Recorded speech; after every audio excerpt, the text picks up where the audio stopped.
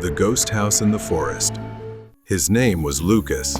It all happened during a hiking trip 3 years ago. He always loved spending time in nature, and he had gone hiking near the White Mountains of Utah. Whenever he went hiking, the surrounding nature was so breathtaking that Lucas lost track of time. Realizing the sun was setting, Lucas felt a bit hungry and sat under a nearby tree. Since he still had plenty of time to get down the hill, he decided to eat first to regain some energy. But today, it seemed to be getting dark unusually fast.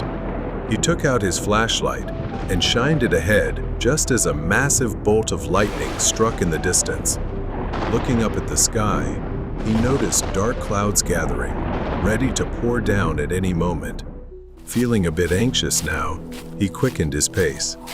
The dark clouds rumbled above, and the wind picked up speed through the forest. After 15 minutes, large raindrops started falling. The heavy raindrops almost felt like they were piercing his skin.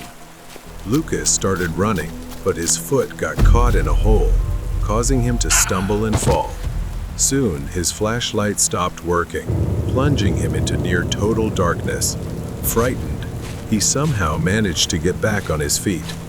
But after walking for another 10 minutes, he realized he was hopelessly lost. He checked his watch. It was 8 p.m. He should have been off the hill by now, but things kept getting worse. Suddenly, an idea struck him. He climbed the tallest tree nearby, pulled out his binoculars, and scanned as far as he could. Lucas spotted a yellow light in the distance, on the left side of the forest. He zoomed in and saw a cabin standing there. Without hesitation, he climbed down the tree and started running toward it. Desperate to survive the night, he reached the cabin, panting heavily. Knocking on the door, he called out, "Is anyone there? Please open up." At that moment, he was nearly in tears. Then, the door creaked loudly and finally opened.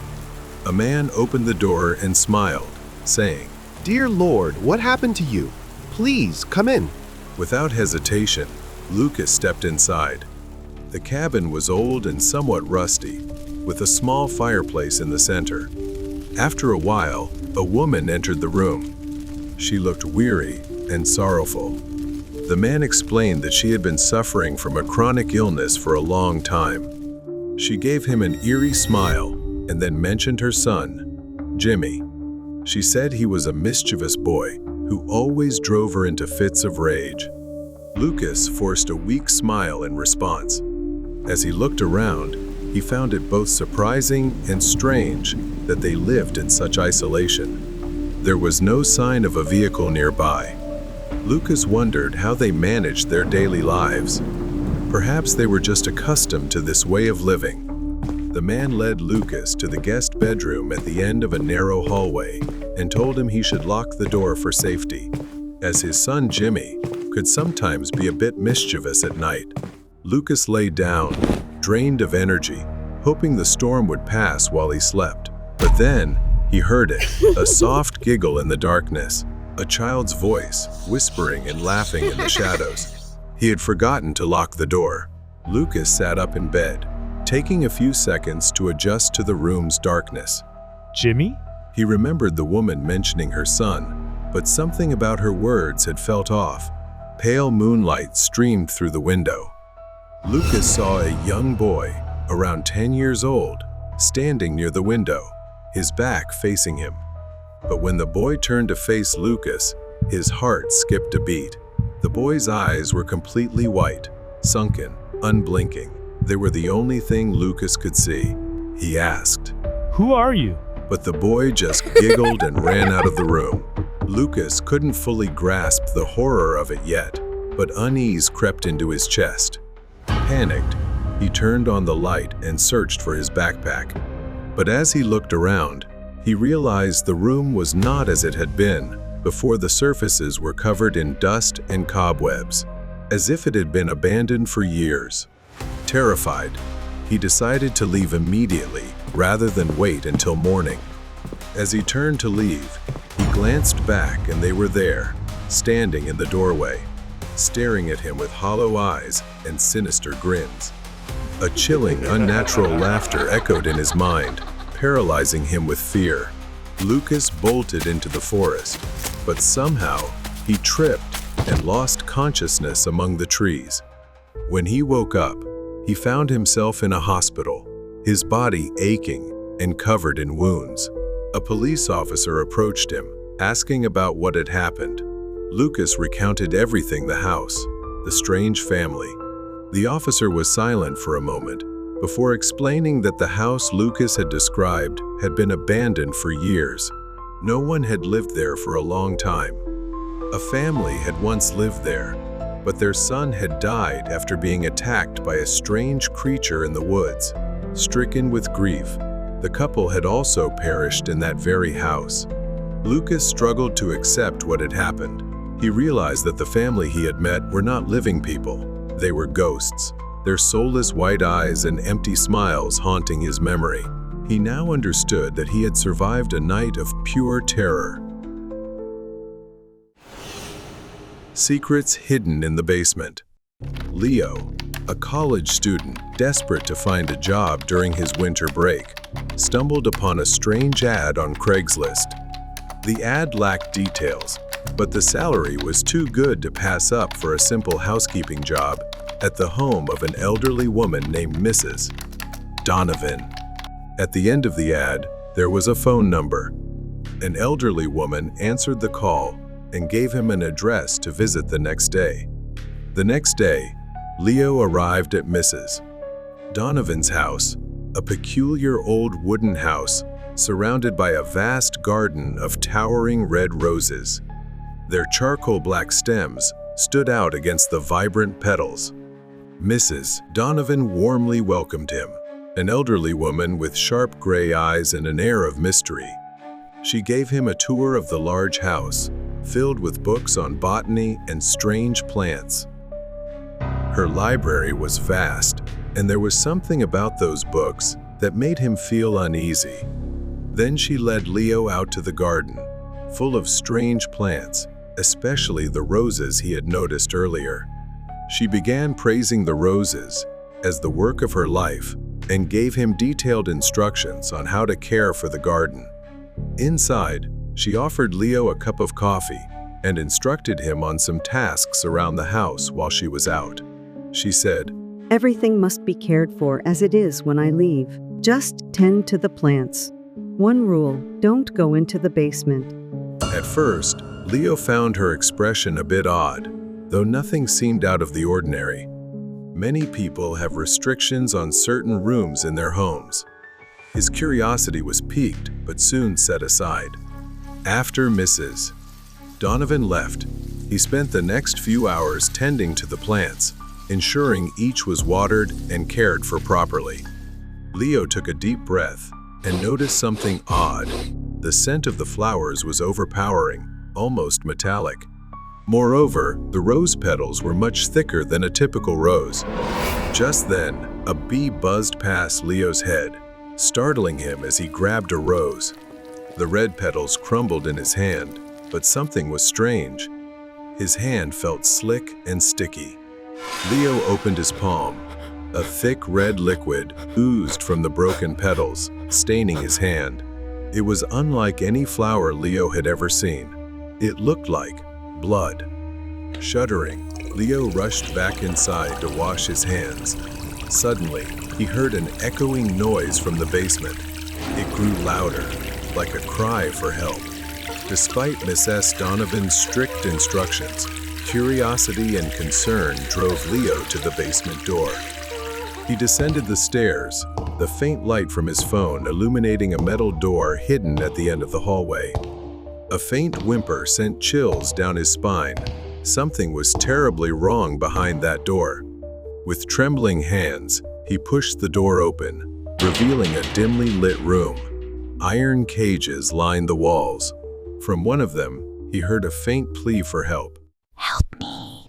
Then he saw her, a young woman curled up in the corner of a cage, her pale face covered in scratches, her body showing signs of severe malnutrition. Leo was shocked and horrified. The woman explained that Mrs. Donovan had kept her imprisoned and fed her body to her monstrous plants. Just as he began planning her rescue, he heard the front door open. Mrs. Donovan had returned unexpectedly. As she entered, dragging a large suitcase behind her, Leo tried to remain calm, pretending everything was normal. She squinted, tilting her head as she studied him. You look pale. Are you okay? Mrs. Donovan's smile vanished. Her gaze shifted toward the basement door, then back to Leo. You went somewhere you shouldn't have, didn't you? Mrs. Donovan suddenly grabbed a pruning knife from her suitcase and slashed at Leo. He dodged, the blade striking wood and splintering it. Leo shoved a chair forward, knocking her off balance, then sprinted toward the basement, slamming the door behind him and locking it with a rusty latch. Leo reached for his phone but realized it was missing. Panic surged within him. Then he remembered the landline phone in the kitchen. He needed to get there without being caught by Mrs. Donovan. Leo spotted a broom and an old coat in the corner of the basement. Quickly, he propped the broom against the wall, draped the coat over it to mimic a human figure, then grabbed a pipe from the floor and hurled it against the wall to create a loud noise. The distraction worked. As she stormed through the door, it gave Leo just enough time to slip into the kitchen. He dashed to the phone, grabbed the landline, and dialed 911 with trembling hands. She realized and quickly returned. Leo grabbed a pan from the counter and struck her arm, causing the knife to drop to the floor. Help! She's trying to kill me. Leo screamed into the phone, his voice desperate. Leo dodged, grabbed a bottle of fertilizer from the counter, and hurled it into her face. The powder temporarily blinded her, giving Leo a chance to grab the knife and point it at her. Her wild grin sent shivers down his spine. The front door burst open, and police stormed in. Mrs. Donovan lunged desperately at Leo, but the officers tackled her to the ground and restrained her. Shortly after, her garden was destroyed and burned to ashes by authorities. They uncovered the horrifying truth about Mrs. Donovan's experiments with carnivorous plants that thrived on blood and human flesh. The truth about her dark experiments was revealed. She was sent to a mental institution where she would spend the rest of her life. This nightmare was something Leo would never forget. The ride on the strange road. I live a straightforward life, and I'm certain that what I saw and heard on New Year's Eve last year wasn't a hallucination or anything like that. It was 100% real. A friend of mine, Darren, had his family host a New Year's Eve party at their house, where all the family's friends were invited. It was in one of those affluent neighborhoods and could only be accessed via rural roads. There were no other houses along the turn, except for a hastily built, solitary house that seemed abandoned for years, occasionally with flickering lights visible. After a few minutes of driving, I saw something ahead among the trees. As I got closer, I could see it was the figure of a person standing alone by the roadside. A woman, clearly dressed in a white dress, was standing completely still, looking out of place in the cold winter weather. Although I briefly considered stopping to help, when I glanced in the rearview mirror, I saw her slowly turn around, seemingly following me with a cold, eerie gaze. When I arrived at Darren's house, I pushed the unsettling experience out of my mind and enjoyed the party. After ringing in the new year, I stayed a bit longer to help clean up, as I was one of Darren's close family friends. As I left and started my car, I noticed the low tire pressure light was on. My car was an older model, so it didn't specify which tire. I remembered this often happened when the weather turned cold, so I didn't think much of it. I could take an alternate route home to avoid the road where I saw the woman, but it would add about 20 minutes. I decided to tough it out and take the old route. I truly wish I hadn't, even for just a few seconds. Something was off with the tires. I could hear it too, a sound like metal scraping against the road. Foolishly, I got out of the car. The headlights automatically turned off, plunging me into the deep darkness of the surrounding forest. Using my phone flashlight, I inspected each tire and found one mysteriously torn to shreds. Stranded in an area with no cell signal, everything grew eerily silent. Suddenly, I heard the chilling voice of a woman saying, I see you. Then I aimed my flashlight straight ahead again.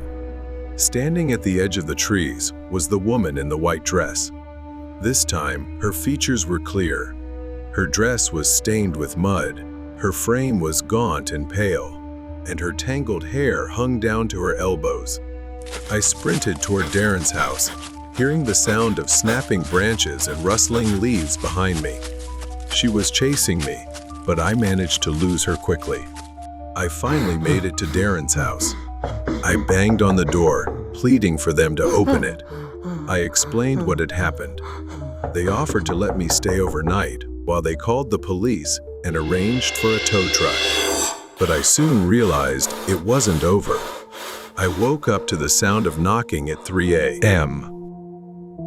Of course, none of the windows in the room had curtains.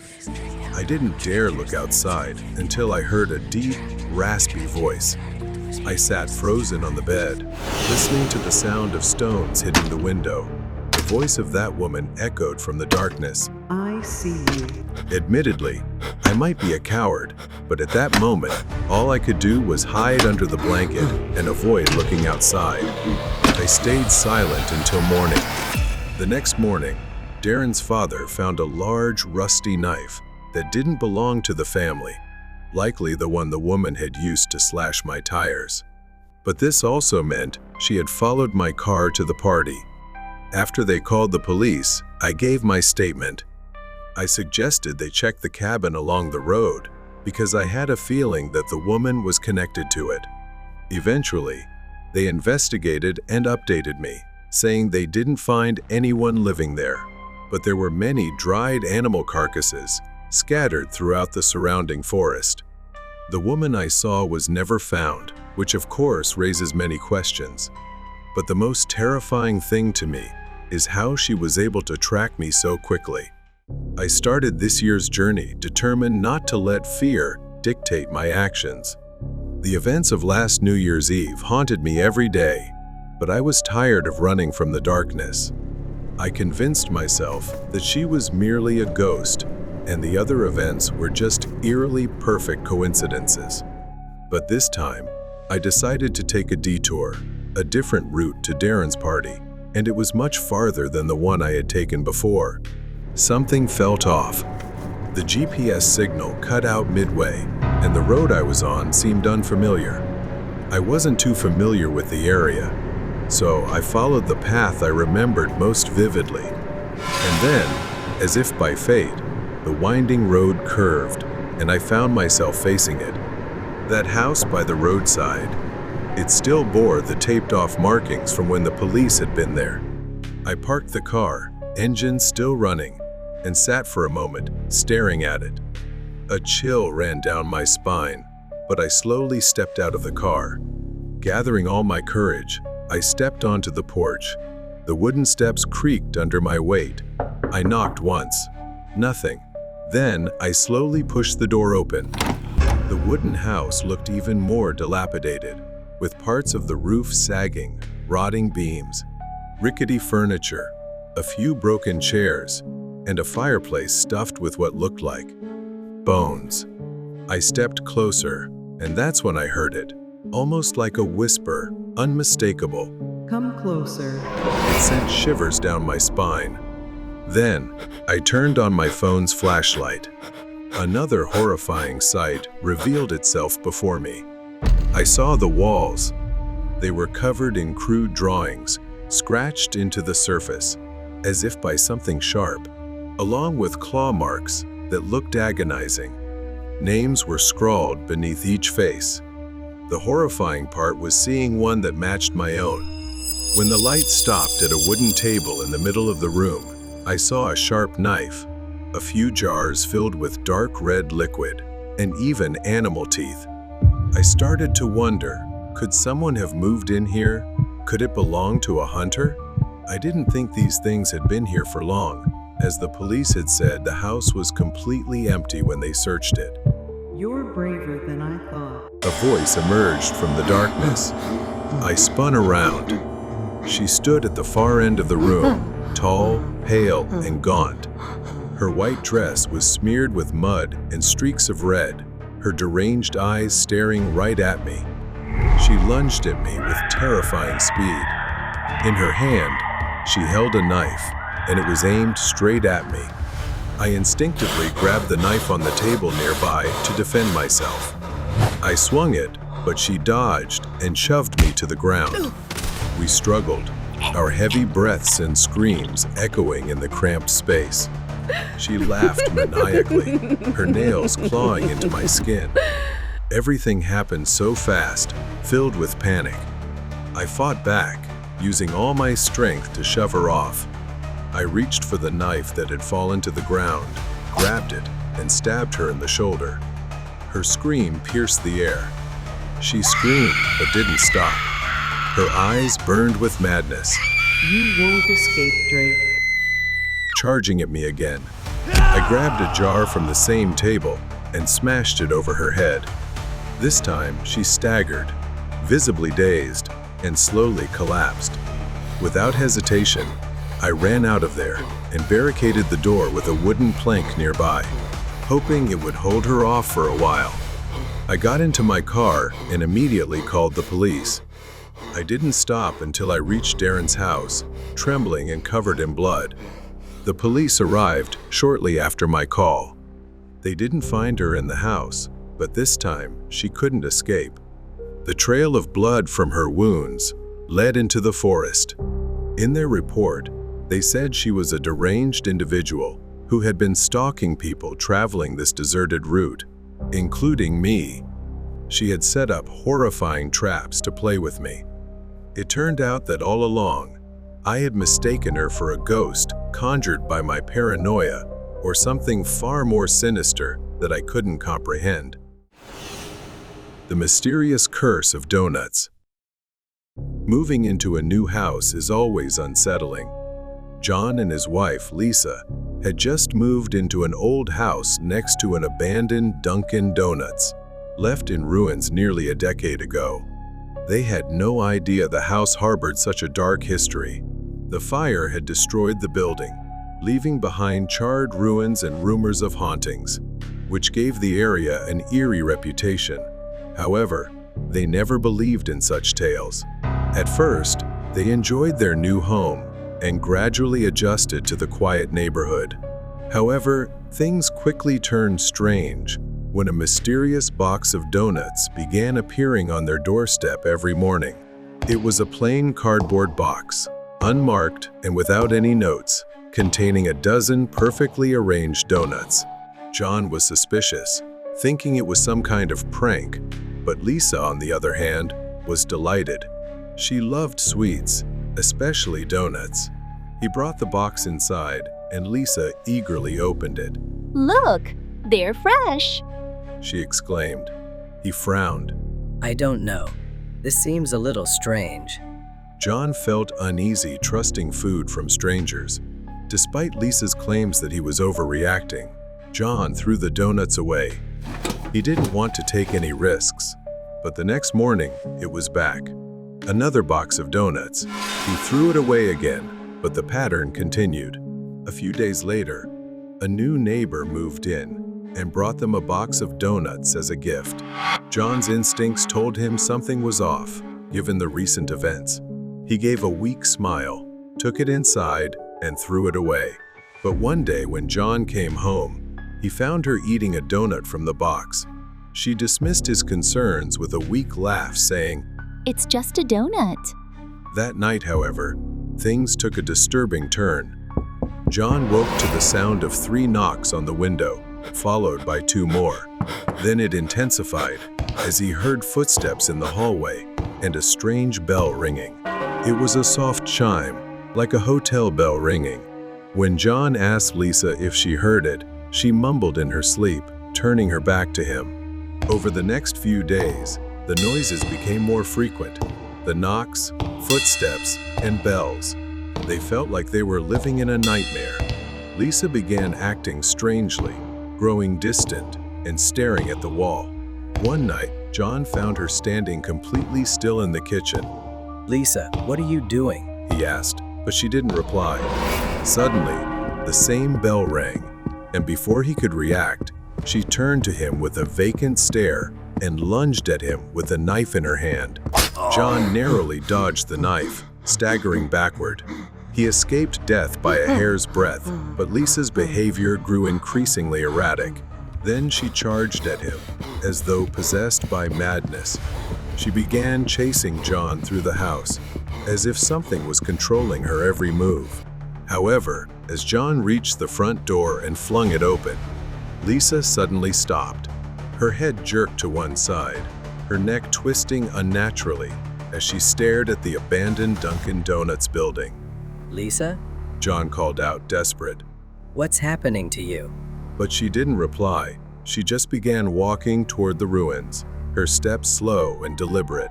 John followed her, keeping a safe distance. The neighbors began stepping out of their homes, drawn by the commotion. An elderly man approached John, his face pale and filled with confusion. He warned John that the building had a dark history. It had burned down 10 years ago, killing 6 people inside. He said, rumors claimed the place was cursed, though no one knew the full story. John looked at Lisa, who continued walking toward the burned ruins, oblivious to everything around her. The entrance was nothing but rubble and charred remains. She stepped inside and headed straight for the old counter.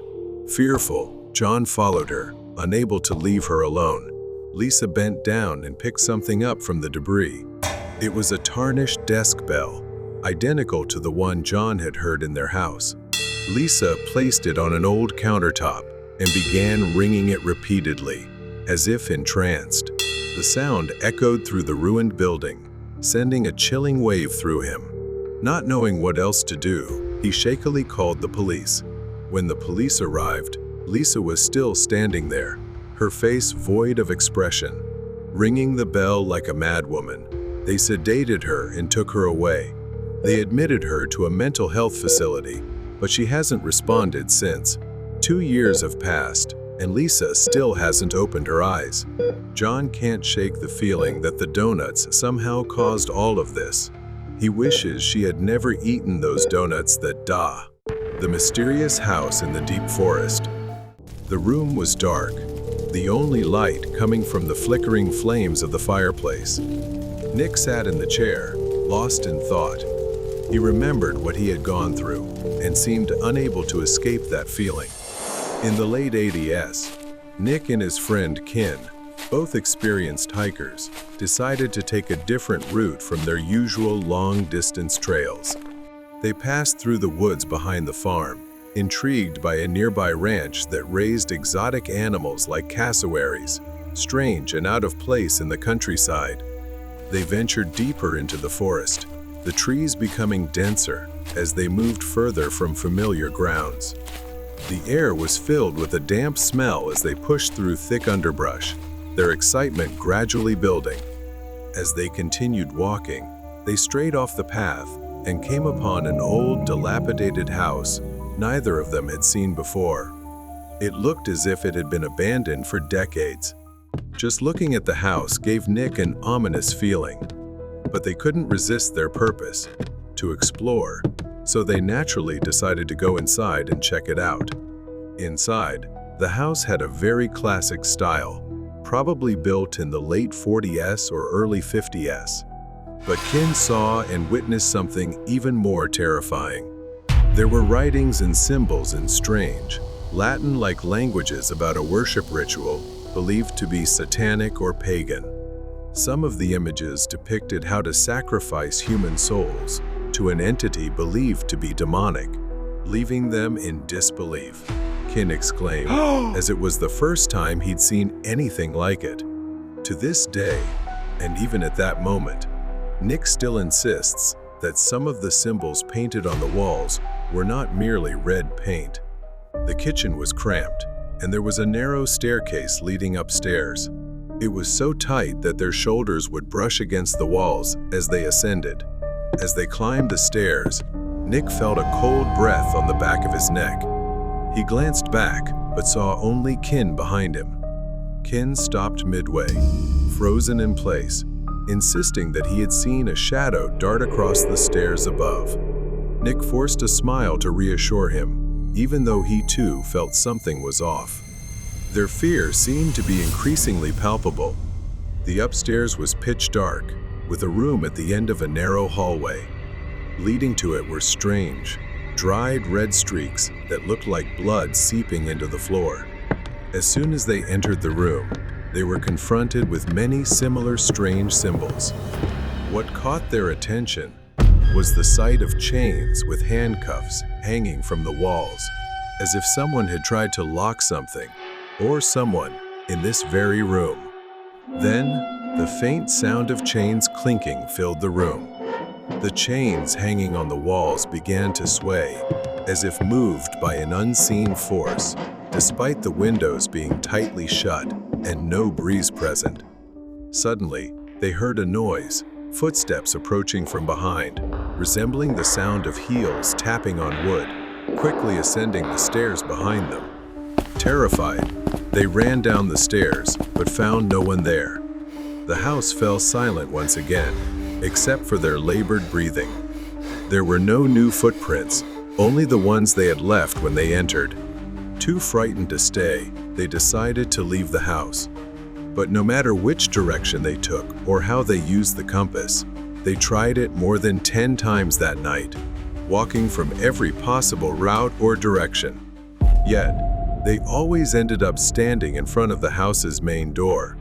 They tried again and again, walking in every conceivable direction, but the result was always the same. Caught in a disorienting and seemingly hopeless loop, they became utterly exhausted and terrified.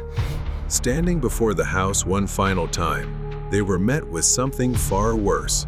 At that moment, Kin nearly fainted before looking up and pointing to the front-facing window on the second floor of the house. Nick and Kin crouched, frozen in fear. There it was, a figure. Yes, they both saw it. A tall, shadowy woman stood at the window, staring at them. Though they couldn't discern her facial features, her large, dark eyes were unmistakable. Then, she vanished instantly. Overcome with terror, they ran as fast as they could through the forest, eventually stopping at the edge of a federal road about 3 miles from the house. To this day, they still don't know how they managed to find their way back. It felt like a miracle. 5 years later, Nick and Kin decided to return to the house. But this time, when they arrived, the house had completely collapsed, leaving only rubble and debris. Nick later stumbled upon an online article about the house. Don was a man with unusual behavior. He had locked his mother in the attic and abused her for years, then used the house for his own sinister purposes. The weight of the truth slowly sank into Nick as he learned about the story and the dark history behind it. Now looking back, Nick realized that some things are better left buried, and some houses should never be revisited. The delivery trip was trapped. Leo, a delivery driver working for Amazon, found himself trapped in an unimaginable situation after a routine delivery took a dark turn. He was making his final delivery of the shift during a heavy thunderstorm. The rain made driving difficult, and he was unfamiliar with the area. The storm calmed slightly after 15 minutes of waiting. Leo glanced at the package on the passenger seat. Might as well get this over with. He sighed. After another 20 minutes of driving, his final destination appeared a strange 2-story wooden house, standing alone in a desolate area. Leo parked, grabbed the package, and walked toward the house. He rang the doorbell and waited for the homeowner to respond. The house was completely dark, which made him uneasy. It would be unfortunate if no one was home. He waited, but there was no answer. He rang the doorbell again. Still nothing. Just as Leo turned to leave, he suddenly heard faint footsteps approaching the door. A few seconds later, the door creaked open, revealing a thin man with dark circles under his eyes. He just stood there, staring at Leo, without saying a word. Sorry for the delay. Here's your package. Leo said, handing it to the man. The man took the package and gave a strange smile. As Leo turned to leave, the man spoke. Would you like to join us for a birthday party? It was an odd request, so Leo politely declined, saying, Oh no, thanks. I have a long drive home, and it's already late. The man began talking about how no one had shown up for his daughter's birthday, and how nice it would be if Leo could stay for a bit. Feeling guilty about the late delivery, and sorry for the child, Leo decided to stay for a little while. As Leo stepped inside, he noticed there was no electricity, only the faint glow of candles, creating an eerie atmosphere. He quietly followed the man, the house so silent that he could hear their footsteps on the wooden floor. They stopped in front of a door and entered a large room, but everything inside struck Leo as deeply unsettling. A large dining table sat in the center of the room, with several covered plates resting on it. Candles flickered, but there were no birthday decorations. This did not feel like a celebration at all. As Leo was glancing around, the man suddenly appeared behind him, shouting, Happy birthday! He then told Leo to sit down while he went to fetch his daughter. Leo reluctantly sat down, glancing around, but something in his mind kept telling him that he shouldn't be here. Yet, he couldn't leave just yet, so he decided to stay until they cut the birthday cake. 5 minutes passed, but the man never returned. Just as Leo decided to get up and look for him, he heard a strange whimpering sound coming from behind a locked door in the room. Leo slowly approached the door, straining to listen.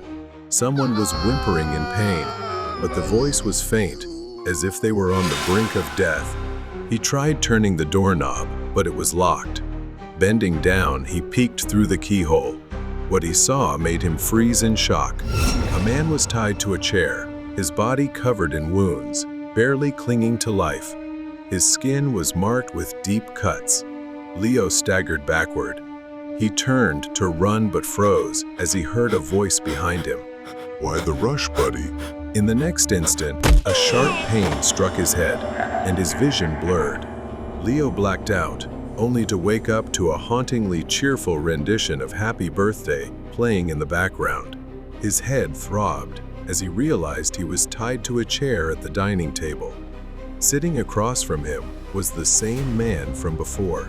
The man stood nearby, holding a covered plate in his hands, grinning. Welcome to dinner. Then, he moved from plate to plate, lifting the lids. What lay beneath was unsettling chunks of raw meat, grotesque and unrecognizable. Leo realized it had all been a lie. There was no daughter. This man was a psychopath, and this was how he hunted his victims. Leo screamed, begging for his life, but the man only chuckled coldly. The man picked up a saw from the floor and charged at Leo. Just as he raised it above his head, a loud explosion rang out. The man collapsed onto the floor as police gunfire struck him. Leo couldn't remember how they got him out of the house. Perhaps he had blacked out again. The horrifying truth came to light. The man was a deranged serial killer. The tied-up man was actually a detective who had uncovered the killer's identity and alerted authorities before he was captured. Leo suffered injuries, but he and the man who had tried to save him had both survived. The horror lingered in Leo's mind, especially the killer's final chilling words to the police. "I just have a different taste in food." His eerie smile was the last thing Leo wanted to remember. The final trip. Chris was always aware of the risks that came with being an Uber driver, especially working late at night. But when you're struggling to provide for your family, risk is just part of survival. That night at 10:30 p.m., Chris accepted a ride request from a quiet suburban neighborhood. The passenger was a man named Calvin. When Chris arrived, he saw the man wearing a hoodie, avoiding eye contact. He hesitated for a second, but brushed off the unease. He had picked up hundreds of passengers before. That was his first big mistake. Calvin got into the car with barely a word, pulling his hood lower to obscure his face. Calvin said nothing, staring out the window, making Chris uneasy. He tried not to think too much about it and focused on the road. But as the road stretched on and the streetlights grew sparse, his anxiety deepened. They were heading toward a more isolated area. Suddenly, Calvin leaned forward and pressed something cold and hard against the back of his neck. It was a gun. He growled, Take the next exit, and don't ask any questions. Chris's breathing grew rapid, his knuckles turning white against the steering wheel. I have kids. He stammered. Please, man, take whatever you want. The car stopped in a deserted clearing. Calvin ordered Chris out. He shut off the phone and took the car keys. Desperation set in, but Chris refused to give up. The ground beneath him was wet and uneven. Cold sweat mixed with rain on his skin. Calvin pressed the gun into his back, motioning for him to walk toward the woods. At a clearing, he rifled through Chris's belongings, searching for anything valuable. He found some cash but grumbled that it wasn't enough before continuing to search. Chris saw his chance. With one swift motion, he pulled a can of pepper spray from his jacket pocket and sprayed it into Calvin's face. The man screamed in pain, stumbling backward and dropping the gun. Chris didn't hesitate. He ran as fast as he could. Branches tore at his skin, darkness making it impossible to see where he was going. But he didn't stop. It didn't matter anymore. Up ahead, Chris saw a light in the distance, a road, an escape. Behind him, Calvin had recovered. You think you can run from me? His voice echoed through the trees. Another mistake happened. Chris, too focused on looking back at his pursuer, tripped over a hidden rock and fell to the ground. Pain shot through his ankle. Before he could stand, Calvin grabbed his hair and yanked him back. Chris fought back, struggling against the grip. Please don't kill me. I've given you everything I have. But instead, Calvin slammed him against a tree. Racked with pain and hopelessness, Chris collapsed, his vision blurring. He wished for anyone to save him, but maybe this was his chance to save himself. As Calvin gasped for air, rubbing his eyes from the earlier attack, Chris slowly, silently reached for a rock. Without a second thought, with every ounce of strength left in him, Chris swung the rock hard against Calvin's head. Blood trickled down his face as he staggered. Though his ankle was nearly twisted, Chris sprinted toward the light he had seen earlier. A narrow stream trickled through the forest, making him pause for a moment. Chris waded through the water, knowing the stream would mask his footsteps and movement.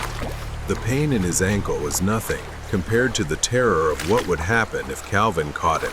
Crawling through the brush, his body ached, but his will to survive burned stronger than ever. When he reached the road, utterly exhausted, Chris burst out of the trees, waving his arms frantically. Help, please. Headlights flooded the road, momentarily blinding him. A car screeched to a sudden stop. A woman immediately jumped out, rushing to his side and calling the police. That was the last thing Chris saw before his vision faded into exhaustion. Now safe, Chris was able to help authorities piece together the case against Calvin, leading to his arrest and trial. Despite his injuries, Chris was grateful he had survived. He would see his family again. The haunting of invisible ghosts. His name was Henry, and he always enjoyed taking late-night walks. There was something about the stillness that made everything feel simpler. It had been this way for years. A nightly routine for him and his dog, Boss. Henry had been a welder for over 40 years. Now, he was living alone on this large farm. The house, too big for just one person, had felt empty ever since Maria, his wife, passed away. Henry's children had moved out long ago, and after cancer took his wife's life, it was just Henry, left alone with the memories. Tonight, after a long day, Henry decided to take a walk. The cool night air was refreshing, and his dog Boss trotted beside him, his nose sniffing the ground as if searching for something. As Henry made the loop around the house, something caught his eye, a flicker of movement in the second-story window. The bedroom window, the one that belonged to Maria. Henry stopped.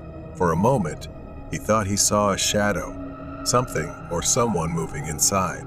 Henry's heart raced, not believing his eyes. He hadn't set foot in that room for years, let alone let anyone else in. Henry stared up at the window, unsure if his mind was playing tricks on him, but something wasn't right. Without hesitation, he rushed inside, Boss close behind, and stormed up the stairs 2 at a time. When Henry reached the bedroom, the door creaked open slowly. The room was empty, exactly as he had left it. Henry's eyes scanned the space, nothing out of place, no signs of anyone being there. Henry felt foolish for overreacting, but that unease, that creeping sensation, stayed with him. Something had been there, Henry was sure of it. The next night, Boss's low growl woke Henry from a deep sleep. He sat up, listening, straining to hear over the pounding in his ears. That's when he heard the creaking of floorboards. Henry's first instinct was to grab his rifle, and he moved into the hallway, raising the gun. A dark figure stood at the end of the hall. A woman, her face obscured by shadows, her hand stretched toward him, fingers unnaturally long. Another night passed. Henry came downstairs early in the morning, only to find the kitchen lights on. He remembered turning them off. Henry grew tense and started calling the police. They searched the entire house, even bringing in the K-9 unit, but nothing turned up. Henry could see it in their eyes. They didn't believe him, but he knew something was wrong. That was the last straw. The next night, Henry went back upstairs. He didn't know what compelled him to return, but when he opened the door, the sight nearly stopped his heart.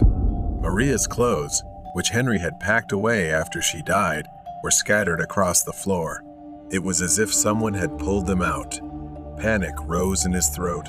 Henry staggered back, and that's when he saw her. A figure stood in the doorway, a woman, but it wasn't Maria.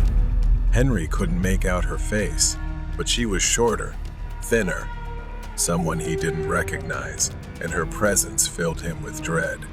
Before he could react, she ran, disappearing down the stairs and into the night. Henry chased her to the front yard, but she was gone by the time he made it outside. Bosley and Henry searched the property, but there was no trace of her. Henry didn't sleep that night. In fact, he hadn't slept in days. Every creak of the floor, every gust of wind outside it all felt like her, lurking, waiting to return. Henry kept his rifle close, afraid he might actually have to use it. A few weeks later, it happened again. Henry was sitting in the living room, trying to distract himself with the television when he saw her. She was standing in the yard, staring at Henry through the window, just a shadow, silhouetted by the moonlight.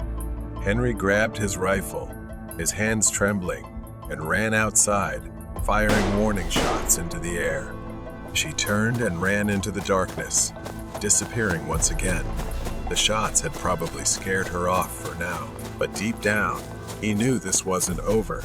The next day, after Henry had been out for errands and returned home late, he didn't see Boss greet him. He searched every corner of the house, but everything felt empty. But Henry still had one last room to check, Maria's room. He stumbled into the bedroom, the door creaking open. Maria's clothes were no longer scattered across the floor. They were neatly hung. But what Henry dreaded had come to pass.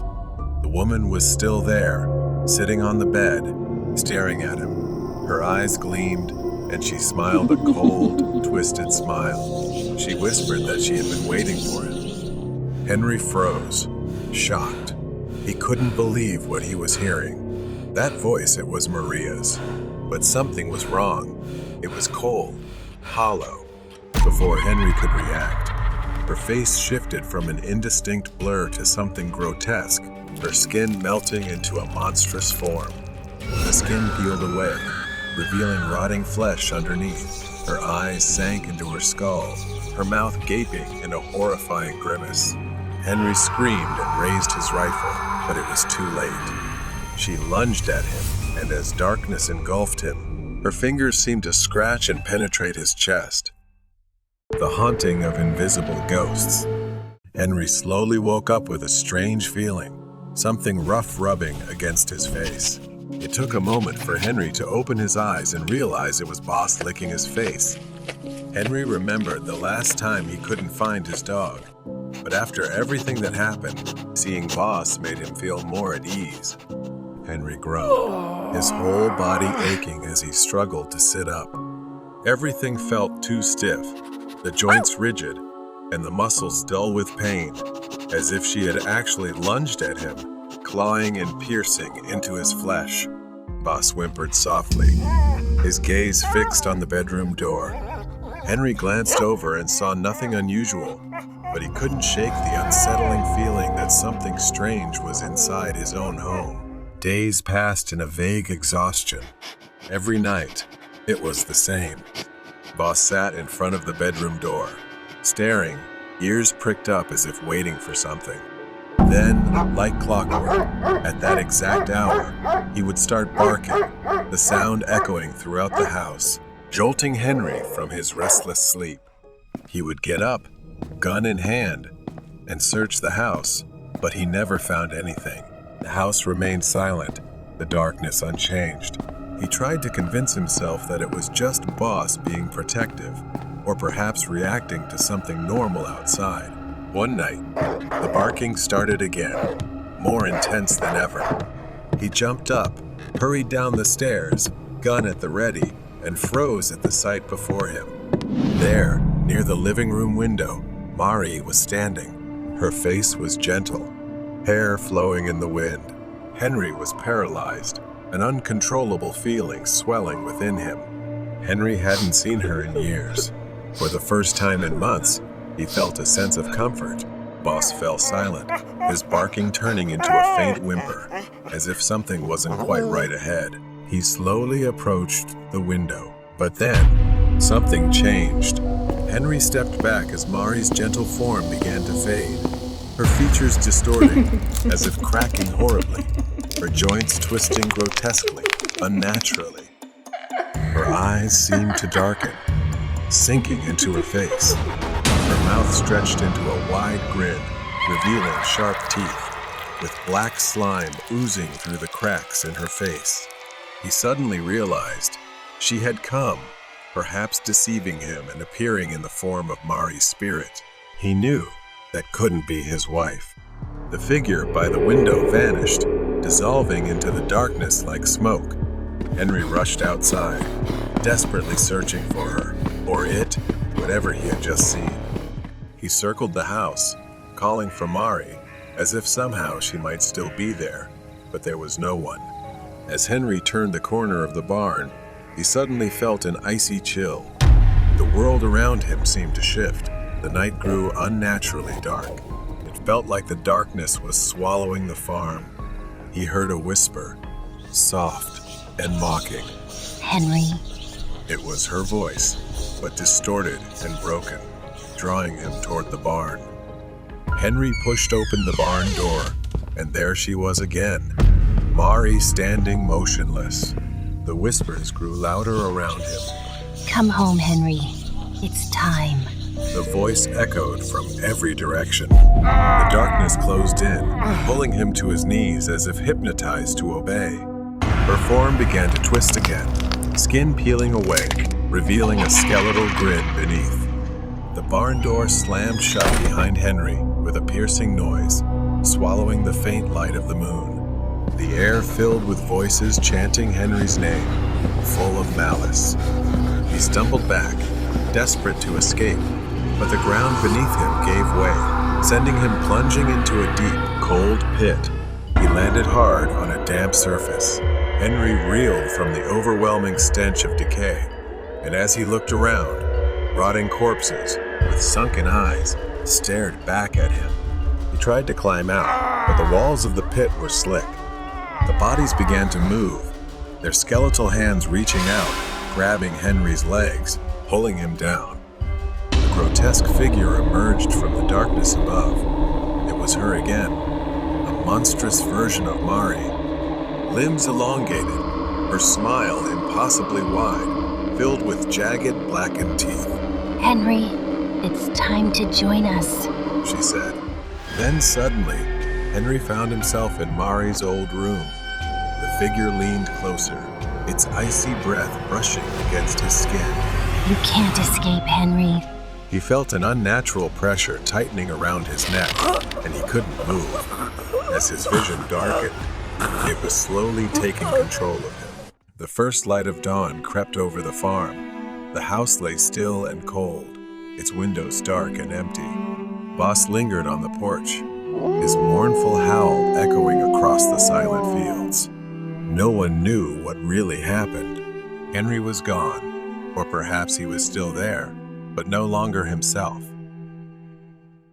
Vengeance of the Soul. It was Saturday night, and Hannah was still at her university library, finishing a project due next week. Her friend had ditched her again, leaving her to finish it all on her own. She checked the clock and saw it was nearly 10 p.m., so she closed her textbooks and returned them to the shelf. Hannah went back to the table and put her books in her bag, and at that moment, she heard a noise. She looked around and thought she saw a man staring at her, but when she blinked, he was gone. Hannah left and headed home. She knew she shouldn't wander alone in a new city.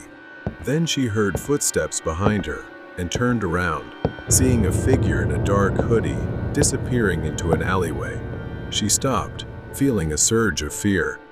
Was someone following her? She hurried on, relieved that her apartment was nearby. Hannah got into her building safely. She stepped into the elevator and pressed the button for the 14th floor. Just as the doors were closing, someone reached in to stop them. She held her breath as the doors opened, and a tall, fairly handsome man stepped into the elevator, his dark eyes looking at her with a warm expression. He started a friendly conversation, complimenting her outfit. She blushed, feeling a bit nervous. The elevator stopped on the 13th floor, and he stepped out, looking back at her and saying, "See you around." But as the doors started to close, Hannah saw him reach into his coat and pull out a shiny knife. Realizing the danger, she pulled out her phone as the elevator reached her floor. But just as she dialed the last digit for the police, the doors opened again. She screamed as she saw the man standing at the door, with nowhere left to run. He plunged the knife into her chest, her sweater soaking with blood. Pain spread across her chest as everything faded to black. The next morning, neighbors found Hannah dead in the elevator. Residents raised concerns about safety measures. Security cameras were installed, and more importantly, an emergency stop button was added to the elevator. Months passed, and the elevator killer remained uncaught. He prided himself on getting away with the perfect murder and wondered if he could pull it off again in the same building. He chose another Saturday night and saw a woman waiting to enter the elevator. He stood behind her, ensuring the guard was still distracted by his game on his phone. He pulled his hoodie tighter over his head as he noticed the camera. The doors opened, and the woman stepped inside. Just like before, she pressed 14, and he said he lived on the 13th floor as he pressed the button. But the woman didn't respond. She seemed strange, her head bowed, her hair covering most of her face. She wore a white dress and was barefoot, which he found odd, but her appearance didn't concern him. He kept a knife in his pocket, eager to use it. The 13th floor arrived, and he began to step out. He was ready to repeat what he'd done before. But as he turned back, he realized she was no longer in the elevator. Confusion crossed his face. He was certain she'd been there, but now the elevator was empty. He went in to check. The elevator door suddenly closed, and the overhead lights crunched and dimmed. He heard a hiss. The man felt the hairs on the back of his neck stand up as a chill ran down his spine. The guy looked up, and his eyes widened. The woman was crawling on the ceiling, her hair growing long and slithering like a snake. Her eyes were bloodshot, and her smiling mouth revealed many sharp teeth. He noticed a blood stain on her sweater and realized she was Hannah, the woman he had murdered. Hannah's spirit reached out, grabbing his neck, savoring his terror. Then Hannah pulled him into her bloody mouth, her razor-sharp teeth waiting for him. His screams echoed within the metallic confines of the elevator, but no one heard. The killer became nothing more than a memory, consumed by the very spirit he had created. The deadly chase. A dark, secluded house appears on a quiet street, hidden by dense trees. In the dimly lit room, Emma and Nick visit the home of a new friend they met recently. His name is Gavi. They sit close, laughing and chatting together. Nick yawns, his eyes drooping, looking unusually tired. Emma notices but brushes it off, thinking he's just weary from drinking a little. Eventually, he mumbles that he needs to lie down. Emma watches him stagger into the living room, nearly stumbling, and starts to feel a bit concerned. But she doesn't notice Gavi's gaze, different from hers. His eyes follow Nick, watching with a look of satisfaction and pleasure. Left alone with Gavi, Emma feels a tense unease she can't put into words. Then he stares at her as he steps closer, his gaze cold and intense. She awkwardly avoids his gaze. Suddenly, he says, "So, let's play hide and seek." Emma feels a bit puzzled, but agrees to ease the awkwardness. Gavi's eyes remain fixed on her, darkening with something unreadable. Emma moves into the dim living room, deciding to play along, hiding under the bed. She tries to stifle a giggle, convincing herself it's just a game. Then, she hears Gavi's voice echo down the hall, his voice husky. "The time limit is 20 minutes. If I find you within that time, you'll be mine." Emma's smile fades, his words linger in her mind, and suddenly, she feels a sense of unease. She continues the game, opening the door to a dark bedroom and slipping inside. Emma crawls under the bed to hide. A sudden crash shatters the silence. The sound of breaking glass echoes down the hallway, and her unease grows with each second. She hears footsteps and objects breaking. Something heavy is being dragged, coming closer. Emma lies still, feeling strangely anxious despite knowing it's just a game. Then she hears his voice from the hallway. "You better hide well, or it won't be fun." As she's about to leave, a hammer suddenly strikes the door. Emma nearly screams in surprise, but she stifles it, covering her mouth with both hands. Then he kicked open the door and entered the room, breathing heavily and holding a massive hammer. Emma started to shiver. Was he just playing? A whirlwind of thoughts disturbed her mind. Then, after a moment, Gavi slowly swung the hammer with all his might at the cabinet. Wood splintered with a loud crack, and the wardrobe door burst open. He muttered to himself as he checked inside, then said, "Oh, she's not here too bad. If she had been hit, it would have been quite a show." Emma watched in terror as he moved, each step bringing him closer to her hiding spot. She slowly realized that this was no joke, and he was a madman. Then he lifted the hammer slowly again and circled around. Under the bed, Emma watched him move. A moment later, he stood in front of the bed. With frightening speed, Gavi ripped the mattress off the bed frame, exposing Emma's hiding spot. She froze, staring at him as he raised the hammer, eyes wide with excitement.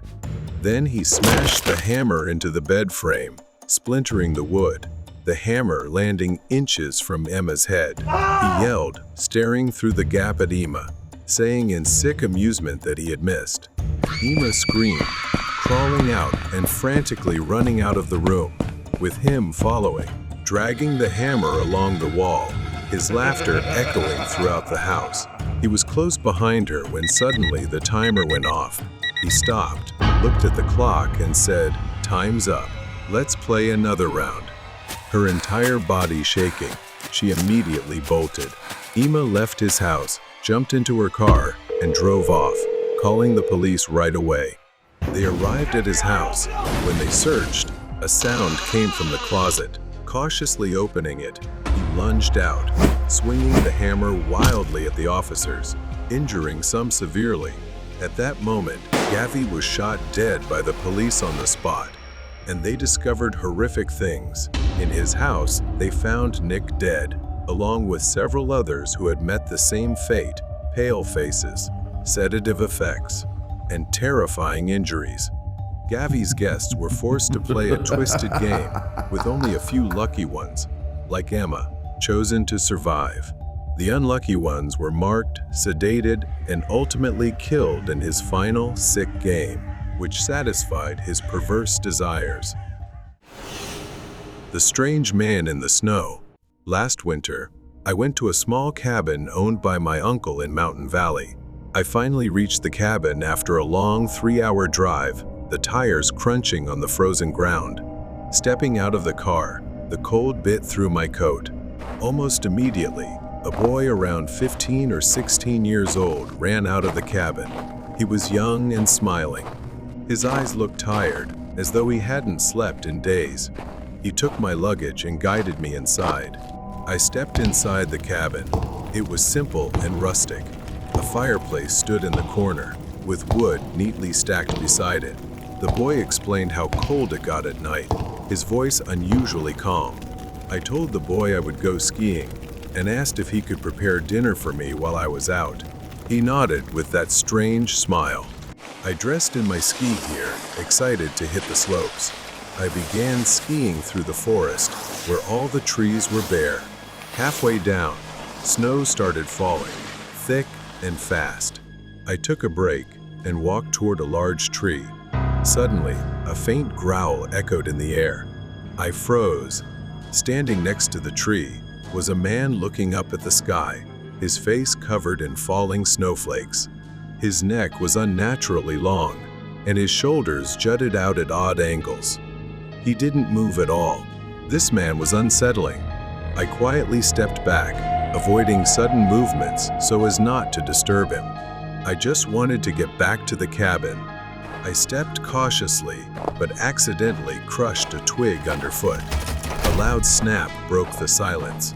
The man looked down, his eyes glowing like those of a wild animal. Blood was smeared across his mouth, and his right hand clutched a dead rabbit, its belly torn open. The man wiped his mouth with his other hand and smiled wickedly. Panicked and frantic, I bolted through the forest, snow crunching under my boots. I didn't look back. I didn't want to know if he was following. I burst through the cabin door, slamming it shut behind me. I quickly locked it. The teenager noticed something was wrong. He came out of the kitchen, and I shouted to call the police immediately. He calmly replied, "There's no service here, sir." I checked my phone, and he was right. There was no signal. "What's going on, sir?" the boy asked. I realized I couldn't tell the boy the truth about the man. I didn't want to scare him. So, I lied and said I had heard wild animals in the forest. After a while, I calmed down, embarrassed by my overreaction. Perhaps I had exaggerated it too much. While having dinner, the lights suddenly went out. A heavy snowstorm had started outside, and I could hear the windows rattling from the fierce wind. I wondered where the boy was and realized I never knew his name. Suddenly, I heard footsteps crunching on the snow outside. I slowly turned my head toward the large window. Near the fireplace, the light illuminated a bloodied hand pressed against the outside of the living room window. His bloodied hand was pressed against the glass. It was the man I had seen in the forest. His face was pressed against it, smearing blood across the surface as he grinned. staring directly at me. The man's mouth gaped open, his tongue licking blood around his lips. His unblinking eyes were fixed on me. Then the boy walked in, as if he had been hiding, and looked at the man through the glass. He wasn't scared, he was almost amused. His smile mirrored the man's grin. "That's my father," he said. I froze for a moment, then grabbed the car keys off the wall. I flung open the front door and ran barefoot into the storm.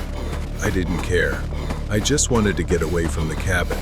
The boy's laughter followed me into the night. I hurried to the car, driving for 2 hours, barely able to see through the snowstorm. I didn't stop until I reached the next hotel. Once I was safe, I called my uncle. His answer sent chills down my spine. "What boy? There's no caretaker at the cabin. No one else is supposed to be there." Horrified, I realized I had spent hours in that cabin with complete strangers. The next morning, I reported it to the police. They went with me to the cabin. It was empty. My belongings were gone, and the cabin was spotless, as if no one had ever been there. A chill ran down my spine. I didn't know what those people wanted, but I would never stay in an isolated cabin again. Intruder from the garage. It was just another long, dull day at school, but as I walked home, the excitement of Friday lightened my mood. No school tomorrow. I could finally relax. As I approached my house, I noticed something odd. The garage door was wide open, and the light inside was still on. My dad had left earlier that day for a business trip, so he must have been in a hurry and forgot to close it. I didn't think much of it at the time. I stepped into the garage, turned off the light, and pulled the door shut. The quiet of the house greeted me as I stepped inside, and the thought of having the entire place to myself made me feel free. My mom had gone to a friend's house for the evening, so I was all set for a night of gaming and movies. Hours passed as I got lost in my game. The house was silent, except for the occasional sounds from the TV. I decided to grab a drink, and as I walked into the kitchen, something caught my attention. The garage light was on again. I froze, a strange, eerie feeling creeping over me. Did I forget to turn it off? Or had my mom come back? But I didn't hear her come in. My heart began to race as I approached the garage door, my steps growing heavier. The moment I stepped into the garage, I saw that every drawer in my dad's workshop area was open. His tools were scattered across the floor, as if someone had been frantically searching for something. But no one was there. I hurried back inside, locking the garage door behind me. Something was wrong. I could feel it. I started heading back to the living room, planning to watch TV and try to calm myself down. Then, from behind me, I heard the garage door handle rattling violently. I froze, staring at the door, watching it shake harder and harder, as if someone on the other side was desperately trying to get in. I grabbed my phone, my hands trembling, as I realized I needed to get out of the house. In my panic, I didn't notice that the noise had suddenly stopped. The silence was eerie, too silent. I ran straight for the front door, my only thought being to escape. But as I entered the living room, I froze in my tracks. Someone was there, a large man, his back turned to me. In his hand, he gripped an axe tightly. It must have been taken from my dad's workshop. I held my breath, terrified that he would turn around and see me. The TV was still playing, masking my footsteps, and I knew this was my only chance. Going upstairs was not an option. I quietly turned back and headed for the back door, trying to stay calm. Once outside, I didn't stop running. I hurried across to my neighbor's house. Panicked, I banged on their door until they let me in. I waited there, staring at my house from across the street, praying the intruder wouldn't come looking for me. I pounded on my neighbor's door, and it felt like hours before Mr. Thompson finally opened it, his face etched with confusion. I told him everything that had happened. Mr. Thompson, a retired firefighter with a strong sense of duty, grabbed a flashlight and an old baseball bat. He assured me he would check the house and that everything would be fine. Reluctantly, I stayed behind, watching him cross the street. My body was still shaking with fear. My anxiety grew as I watched, unable to shake the feeling that something terrible was about to happen. I had called the police. They were on their way, but the thought of that man in my house, wielding my dad's axe, haunted me. I watched as Mr. Thompson cautiously approached the front door, shining his flashlight across the windows and garage. He disappeared inside. I strained to listen for anything, but everything was eerily silent. Suddenly, I saw him step outside. From across the street, his voice echoed faintly. "There's no one in there. The house is empty." A wave of relief washed over me, but I knew I still needed to stay cautious. As Mr. Thompson began walking back toward me, that gnawing sense of unease returned. Before I could voice my concern, a shadow moved behind him. My blood ran cold. The intruder. He was there, emerging from the dark side of the house, the axe glinting faintly under the porch light. I screamed, trying to warn Mr. Thompson, but it was too late. As he turned, the man lunged at him. A fierce struggle broke out. Mr. Thompson swung the baseball bat, but the intruder was strong. The two grappled, the axe coming dangerously close to Mr. Thompson's head as they stumbled across the lawn. My legs wouldn't move, paralyzed with fear, as I watched the horrifying scene unfold. Each second felt like a nightmare.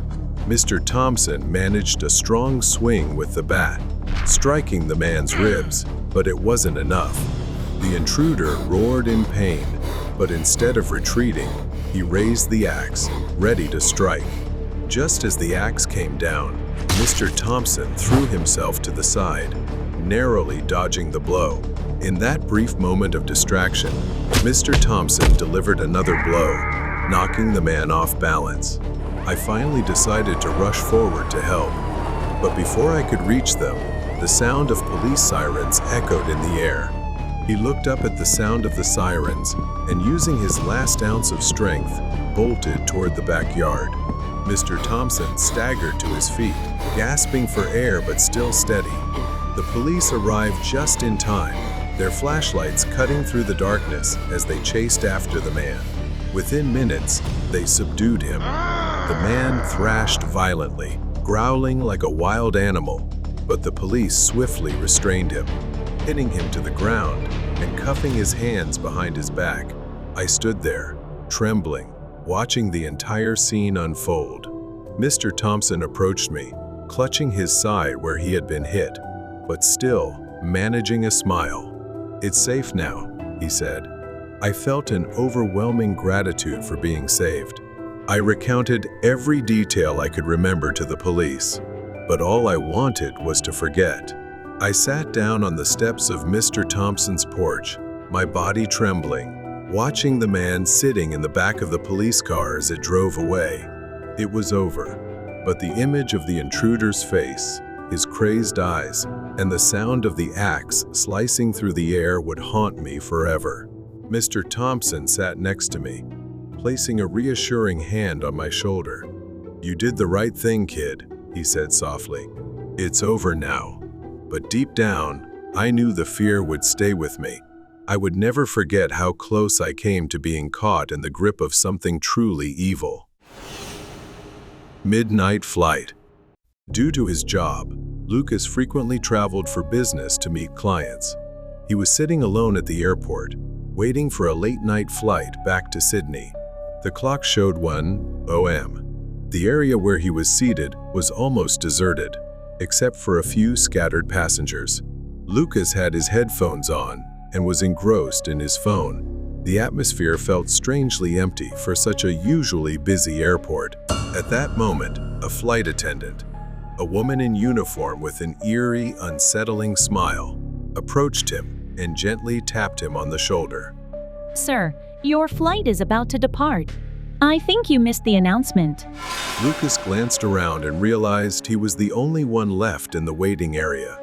The elderly couple had already left, and there were no other passengers. His flight was scheduled for 1:30 a.m., but it was already 1:15 a.m. He quickly stood up and thanked her, surprised at how fast time had passed. Lucas got up and began following her. As they walked through the airport, he noticed something odd. She seemed to walk with an uneven gait. Then, he noticed a deep scar on her left leg, and her skin looked unusually pale. She led him onto the plane, and as he stepped inside, he was stunned to see that the entire plane was packed with passengers, none of whom he had noticed or seen in the waiting area. The atmosphere inside the plane was eerily silent, so much so that for a moment he thought no one was breathing. The passengers sat with their heads bowed, not talking, almost motionless. After boarding, she leaned close and whispered in his ear. Please take your seat, sir. If he had been alone, he might have screamed. The cold, chilling breath in her whisper made his ears feel frozen. Lucas went to his seat by the window. As he sat down, he noticed a thin man in formal attire seated next to him, but there was something off about his face. Lucas felt the plane was unusually cold, and soon, a foul stench began to permeate the air around him. Lucas fastened his seatbelt and waited for the plane to take off, but none of the other passengers moved or changed their behavior. They all remained silent and expressionless. He told the man next to him, It's so cold in here. The man didn't reply. He just sat there with his head bowed. Lucas thought maybe he was asleep or didn't want to talk. Then all the lights began flickering. Suddenly, the emergency alarm blared, and the plane started shaking violently. Lightning flashed across the sky outside, and a violent jolt caused luggage to fall from the overhead compartments. He screamed, but the man next to him and everyone else showed no signs of panic. They all sat like statues, seemingly indifferent to what was happening. In a panic, Lucas tried to unbuckle his seatbelt, but it was stuck. Desperate, he shouted for help. Then, he turned to the man next to him, saying, Excuse me, please wake up. This plane is going to crash. Please, we need to do something, or we're all going to die. As Lucas struggled, the man next to him slowly looked up. His face was horrifying, with one side severely burned and scarred. He smiled, a chilling, terrifying grin, and said, They're all dead. The other passengers now revealed grotesque faces. A spine-chilling, sinister laughter erupted from all of them. They began laughing in unison, a shrill, terrifying sound. Please let me off, he begged. At that moment, his seatbelt came undone, and he ran toward the exit to escape. But the flight attendant suddenly appeared, blocking his path. Her face was now unrecognizable, her body covered in wounds, smeared with blood, and she had a wide, menacing grin. He shoved the flight attendant aside and ran toward the cockpit, hoping to find the pilots. When he opened the door, he was met with a horrifying sight. Both pilots were gone, and everything inside was engulfed in flames. His vision began to blur. His head throbbed, and the faint sound of devilish laughter echoed in his ears. Sir, are you okay? The voice startled Lucas awake. It was a security guard at the airport, leaning down to check on him. He slowly sat up, his body trembling, and looked around. He was no longer on the plane. Instead, Lucas was lying next to the charred wreckage of what looked like an old airplane. The air was thick with the smell of burnt metal and something worse. The guard told him that this area was restricted. That plane had been struck by lightning a week ago, and everyone on board, including the flight attendants and pilots, had perished. Shocked, Lucas stammered that he had been on that plane. He looked at the plane, horrified by what he had just experienced. He knew he had narrowly escaped the dark fate that had befallen the passengers of that ill-fated flight. The haunting of the abandoned station. It was a chilly autumn evening in our small town.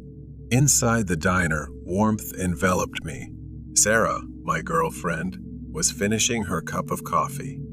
We had been dating for a few months, And tonight seemed like the perfect opportunity for an adventure since we both enjoyed that. After dinner, we decided to explore the old abandoned train station in town. The train station loomed before us. Built in the early 1900s, it had once been the heart of our town, but now it lay in ruins, overtaken by nature. My heart raced, but I didn't want to show fear in front of Sarah. I reassured her, even though I felt a hint of doubt creeping in. She began glancing around nervously and told me she felt something was off. Then, from afar, we heard a faint whistle echoing through the air. Sarah asked me, "There are no trains running here anymore, right?" I only knew that no trains had run here for decades. The whistle grew louder, accompanied by the unmistakable sound of wheels clattering on metal tracks. Sarah tightened her grip on my arm. "We need to go right now," she urged, panic rising in her voice. But somehow I lost control, as if mesmerized by the sound, stepping closer to the edge of the platform, staring down the empty tracks. The sound grew louder, yet no train was in sight, just the tracks stretching infinitely into the darkness. Then, as if summoned from nowhere, a blinding beam of light appeared, racing toward us. It approached quickly, gliding down the tracks like a ghost, but something was off. That light wasn't attached to any train. It hovered. Sarah screamed, urging me to stop, pulling me back just as the invisible train roared past. Its force nearly knocked us over, the platform shaking violently. For a moment, everything went black. When I opened my eyes, the station was silent again, the air heavy and still. Distant sounds returned, but something had changed. Sarah was gone. "Sarah," I called, panic rising within me. I searched for her frantically. Then I saw it, a shadowy figure standing on the tracks, barely visible in the dim light. It was tall, wearing a wide-brimmed hat, its eyes glowing red like embers in the dark. A chill ran down my spine as it raised its hand, pointing down the tracks. Far down the tracks, I saw Sarah, walking away from me. But she wasn't walking normally. Her movements were stiff, like a puppet controlled by invisible strings. "Sarah, stop," I yelled. But my voice echoed back, swallowed by the night. I ran toward her, desperation driving each of my steps. The closer I got, the more horrific reality became. Her face was blank, expressionless, her eyes vacant and soulless. It was as if her very soul had been drained. Tears streamed down my face as I reached for her, but the distance between us never closed. The shadowy figure at the station let out a raspy laugh, echoing through the trees, sending waves of fear crashing over me. I turned to face the figure, but it had vanished. In its place stood an old, rusted, decaying train, its windows shattered. Shadowy figures filled the cars, their hollow eyes staring at me. The door creaked open, like an invitation into the darkness. My heart raced with fear and curiosity. A whisper brushed my ear. "Join us. We've always been here waiting for you." I shook my head, backing away, but the pull of the train was too strong. My legs moved on their own, drawing me toward the door. Just as I stepped inside, the door slammed shut behind me. The train swayed, and I felt a cold hand grip my shoulder. I turned to see Sarah sitting across from me, her eyes vacant. "What's happening?" I choked out, but she didn't respond. Instead, she slowly raised her hand and pointed out the window. I looked outside. I was standing on the platform, staring at the train. But how could this be? I was inside.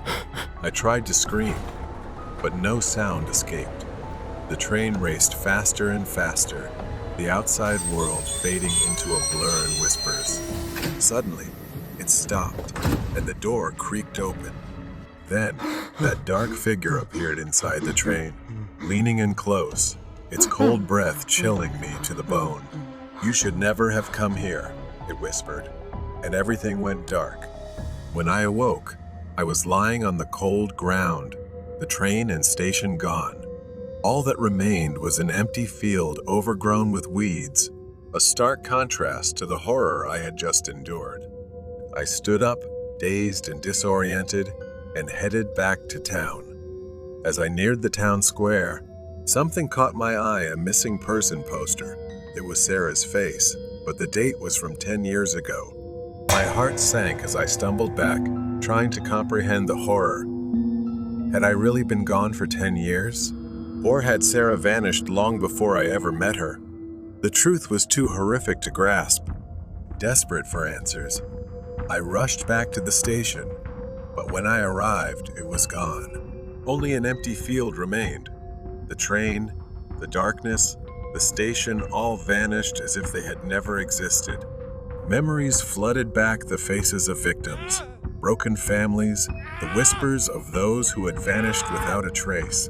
Each shadow symbolized a haunting reminder of what I had escaped, of the guilt I carried for failing to protect those who needed me most.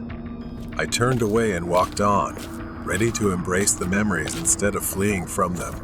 The shadows may linger, but I would no longer let them control my life. Home alone and an uninvited guest. George lived alone in her house in a small Michigan town on weekends. She often came here to escape the urban lifestyle she had grown up in and had grown tired of. She enjoyed the peaceful countryside, but George's house was like something out of a horror movie, an old house with overgrown grass and peeling paint. One Friday, George had just arrived home. She sat on the couch, her eyes glued to the TV, relaxing after a long week at work.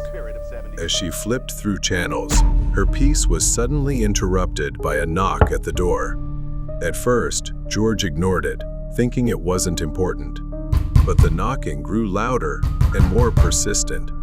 George opened the door and saw a man standing there, holding a clipboard. She immediately assumed he was selling something. He asked her if she was satisfied with her security system. George replied that she didn't have one, but wasn't too concerned, joking that no one would break into such an ugly house. He then went on to describe all the recent break-ins in the area, which, honestly, George had never heard of. He then asked who George lived with, and she accidentally blurted out that she lived alone. Although she wasn't interested, he persistently asked for her phone number at least. He said he'd follow up in a few weeks, and even offered free installation on the spot. After some back and forth, George agreed since it sounded like a good deal. He thanked her and left. Later, George went to the kitchen to start cooking dinner, and then continued watching movies in the living room. She binge-watched for hours on the couch until around 11 p.m., when there was a knock at the door. This time, it was hard to ignore.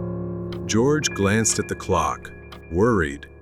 11 p.m. was far too late for anyone to knock on the door, especially since she wasn't close with her neighbors. The knocking persisted.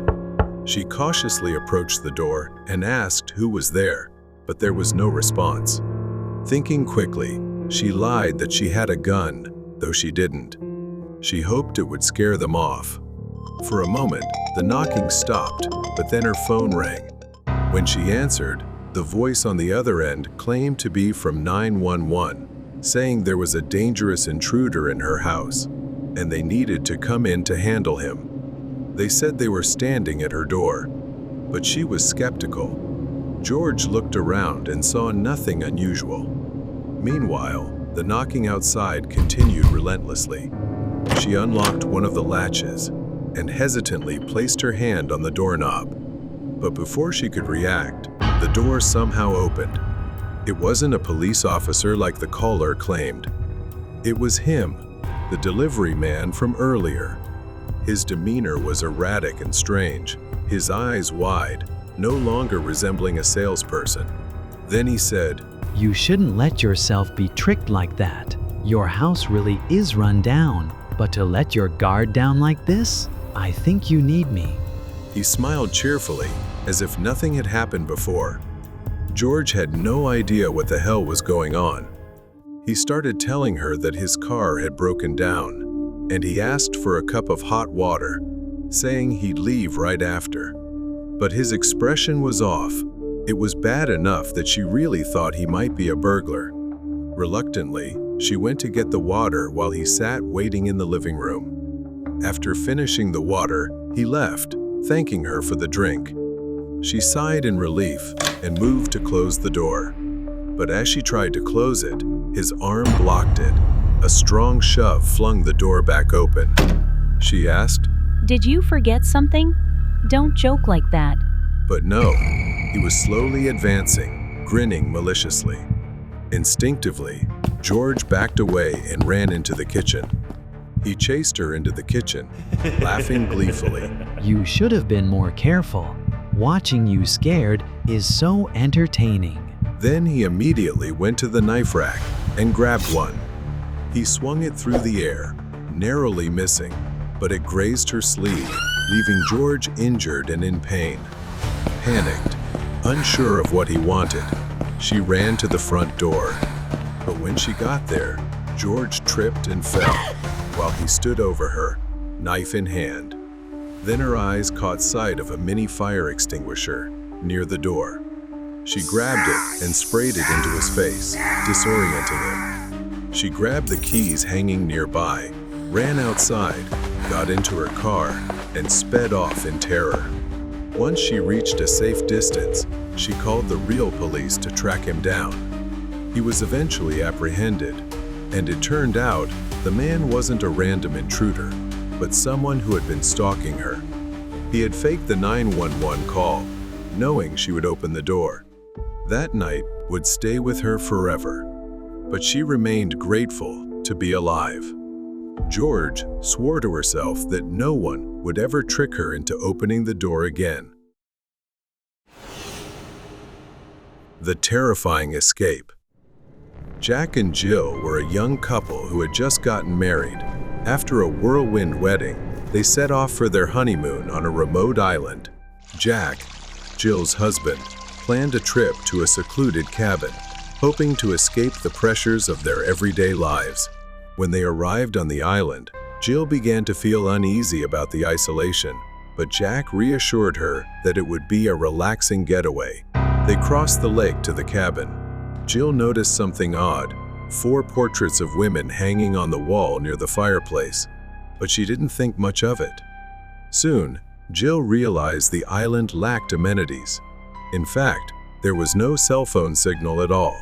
Despite this, Jack seemed unusually at ease, encouraging her to embrace the simplicity of nature. The next morning, Jill woke up to find that Jack had locked their car keys and money in a small safe. Jack wore the safe's key on a necklace. When Jill asked, Jack explained it was for safety so they wouldn't lose anything.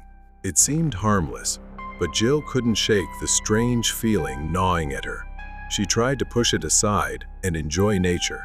Days passed, and although Jack tried to keep her entertained with hikes and boat rides, Jill felt increasingly uneasy. Jill confronted Jack again, expressing her desire to leave the island. However, Jack seemed uninterested. Instead, he avoided the topic and spent his time setting animal traps and engaging in strange activities. One evening, Jill finally had enough and insisted on leaving, but Jack's response was cold. He became aggressive, saying, "We're not leaving. Not yet." Jill's fear grew as Jack's attitude completely changed. He became increasingly paranoid, and his eyes gleamed with an unusual red hue. He grabbed a knife from the kitchen and lunged at her. In a panic, she ran out of the cabin and grabbed a log. She struck him hard on the head. He collapsed, stunned but still alive. She quickly grabbed the key from around his neck and ran. She ran toward the boat, hearing Jack's shouts in the distance. "Jill!" He was swimming after her. Her hands trembled as she tried to row faster, but fear and exhaustion slowed her down. As she reached the shore, she stumbled over something. Looking down, she saw 4 separate graves. The earth freshly turned. Her breath caught. With no time to think, Jill dashed toward the car, but it wouldn't start. Jack was now at the window, yelling for her to get out. In a desperate attempt to escape, Jill grabbed a gun from the car's glove compartment and pointed it at Jack. However, Jack tricked her, and as she tried to fix the car, he smashed the window with a rock, knocking her unconscious. Jill woke up to find herself tied to a tree. Jack stood over her, cold and crazed, repeating, "You're just like the others." Jill struggled to understand and asked, What others? That's when Jack revealed the horrifying truth. He had 4 wives before, all of whom tried to leave, and he had killed them. Jill was next. Realizing she was in grave danger, Jill had to find a way to free herself. But when she realized that he was no longer in sight, she rubbed the rope against a sharp stone nearby to slowly escape. As Jack approached with an axe, she rushed into the cabin, grabbed the gun, and ordered him to stop. Jack ignored her warning and charged at her with the axe raised. In a split second, Jill pulled the trigger, grazing Jack and injuring him. Jack fell to the ground, unable to move. She threw the gun aside, tears streaming down her face. I trusted you. Then she ran out of the cabin toward the boat. She was halfway across the lake when she heard a deafening explosion from the island. Jill turned to see the cabin ablaze. Her heart sank, but she kept rowing away. She went to the authorities, who launched an investigation and eventually found Jack's body washed ashore. The island was now sealed off. Jill stood by the lake, gazing at the now abandoned cabin. Thankfully, the nightmare had finally ended. Nightmare ski trip. Lily's first big skiing trip. She and her friend rented a cabin in Snowmass, right next to the Aspen Mountain Ski Resort. It was her first time snowboarding, and although she had faced a few challenges on the slopes, she was eager to explore the area more with her friends. She got separated from Amy when she decided to take a break on the mountain, and a man approached her. He mentioned how he wasn't used to seeing many beautiful girls like her here. What she found strange was that her face was mostly hidden by her ski mask. Lily lied, telling him she was with her boyfriend to make him stop. But something unnerved her when he mentioned having seen her and her friend arrive. Lily didn't think much more about it, pretending she hadn't heard anything, and snowboarded away. It was also when she felt she was snowboarding better than ever. That morning, she returned to the mountain alone to practice. Halfway down, she saw a man from a distance. This time, she hid behind a nearby tree and observed. He was wearing the same jacket and ski boots as the man she met before. But then she noticed something unmistakable, a jagged scar over his eye, which Lily clearly remembered from the way he had looked at her so eerily. That's when she noticed his bag, slung over his shoulder, with a keychain bearing the letter J hanging from it. She felt everything growing strange and ominous, as if by instinct, so she called Amy to leave quickly.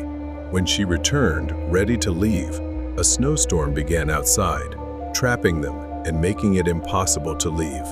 She grew anxious and scared, locking all the doors. But when night fell, things started to get strange. Later that night, they went to their rooms to sleep. Lily, unable to sleep, stayed up looking at her phone. The house was quiet, but the eerie silence was broken by footsteps on the wooden floor. The sound grew louder, and then she heard something that sent chills down her spine. The doorknob turning. It wasn't her friend, it was someone else. She sat up and called out for Amy. No one answered, and panic started to set in. But she paused, wondering why they were trying to enter her room. She tiptoed to the door, pressed her ear against it, and listened carefully. The footsteps had stopped, and the silence was stifling. Lily quietly unlocked the door and turned the knob, pushing it open as gently as possible.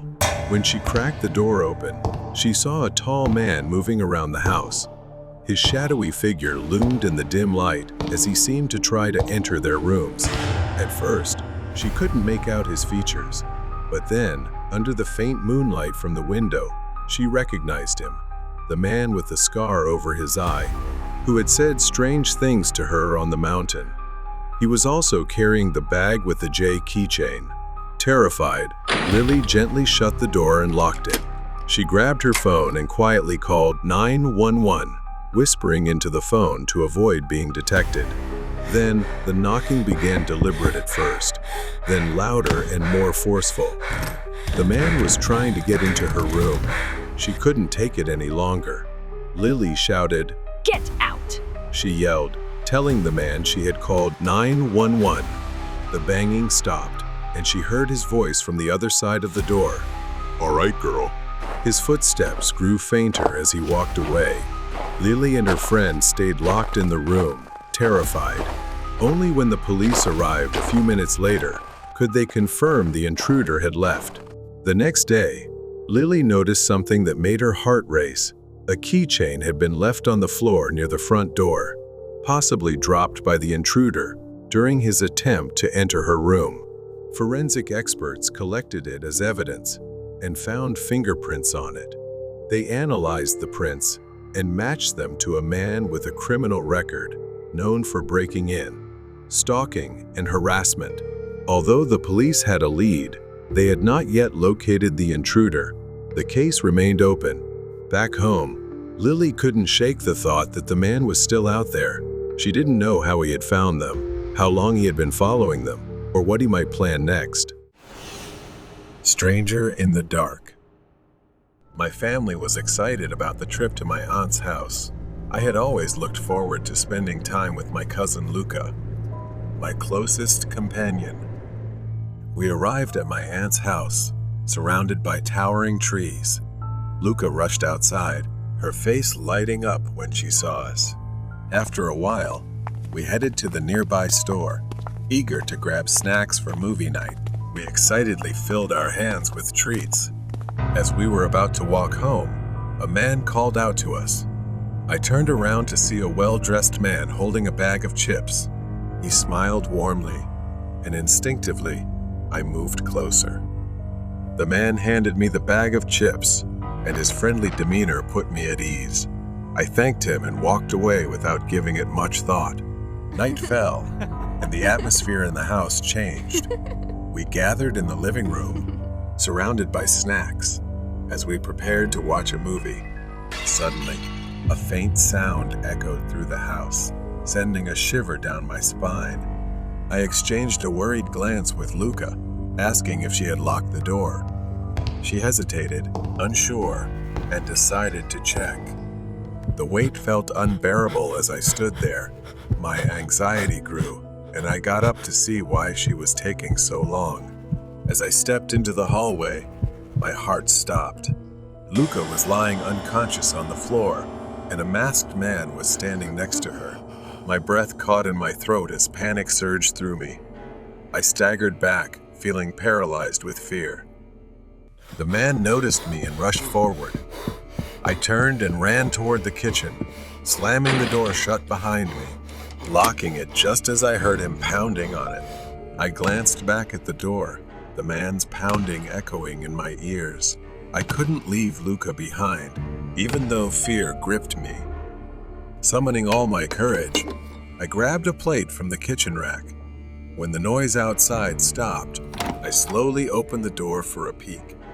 Suddenly, the door burst open, knocking me back. I managed to swing the plate toward him in desperation. It shattered on his head, fragments flying everywhere. Blood streamed from the wound as he staggered back, dazed. I rushed into the kitchen, my hands trembling as I grabbed my phone. I tried to dial for help, but I couldn't press the buttons. I was too shaken, not knowing what to do. I ran to check on Luca. I splashed water on her face, and after a moment she woke up. Confusion replacing her unconscious state. Relief washed over me, but I knew we weren't safe yet. When I heard the man stirring, a cold wave of fear swept over me. I couldn't let him find us. I whispered to Luca that we needed to hide. We crept into the kitchen and hid behind the counter. The door creaked open, and I held my breath. I peeked out and saw him searching for us, his eyes scanning the room with a predator's hunger. Fear suffocated me as I gripped Luca's hand tightly. I heard him coming closer, his footsteps making my stomach churn. The sound stopped, and for a moment, silence blanketed the house. Then the lights flickered, plunging us into darkness. Suddenly, I shuddered as a cold hand gripped my shoulder. I turned around, and it was Luca, her eyes wide with fear. I could barely see the silhouette of the man in the darkness. Instinctively, I crept forward again, pulling Luca toward the back door, where the faint moonlight streamed in. We dashed outside, running frantically toward the trees that surrounded my aunt's property. We heard the man's laughter echoing through the trees, sending chills down my spine. We spotted a narrow path ahead, leading deeper into the woods. We had no other choice. The path opened up to a cliff overlooking a dark abyss. Panic surged inside me. There was nowhere left to run. Luca and I slowly backed away, but the man kept coming closer, his eyes gleaming with malice. I could feel my heart racing as I tried to reason with him, my voice trembling. He lunged at us, and instinctively, I pushed Luca aside. In a desperate attempt, I grabbed a sharp rock from the ground and held it out, ready to defend us. The man laughed, unfazed by my feeble weapon. He lunged again, but this time I dodged to the side. In the chaos, the man stumbled, losing his balance at the edge of the cliff. Time seemed to slow as I watched him teeter on the brink, his expression shifting from confidence to panic. He flailed, reaching out into the air. With one last gasp, he slipped and fell off the cliff, his scream fading into the night. Luca and I stood frozen, gasping for breath, our hearts pounding. We looked at each other, the reality of what had just happened sinking in. Finally, we followed the path back home. We rushed back home, locking the door behind us. I collapsed onto the chair, trembling, while Luca sat next to me, her eyes wide in disbelief. I realized the gravity of everything and decided to call the police about the horrifying events. I felt grateful because just a little more, and we could have lost everything. The house of the lost child. It was 2006 when my family moved into this house. My parents decided to quit their jobs and start anew in the countryside. I was just a child then. But something about this house struck me immediately. The first thing I noticed when we moved in was the stairs. Every time I passed by, I would see a shadow silently moving up and down. It never frightened me. In fact, it felt oddly familiar. I was 6 years old, but I could always see things that others couldn't, and this house was no exception. I didn't tell my parents right away, not because I was scared, but because I felt that presence meant us no harm. Still, I was very afraid of the dark. My room was upstairs while the bathroom was downstairs. Every night, before going to bed, I would use the bathroom to avoid facing the fear of going down the stairs alone at night. But one night, my mother's voice woke me. She called out to me, angrily and irritably, telling me to come downstairs and not to run around anymore. I sat up in bed, confused. I hadn't run at all. In the following days, I kept experiencing similar incidents. My mother often scolded me for running around the house, accusing me of mischief.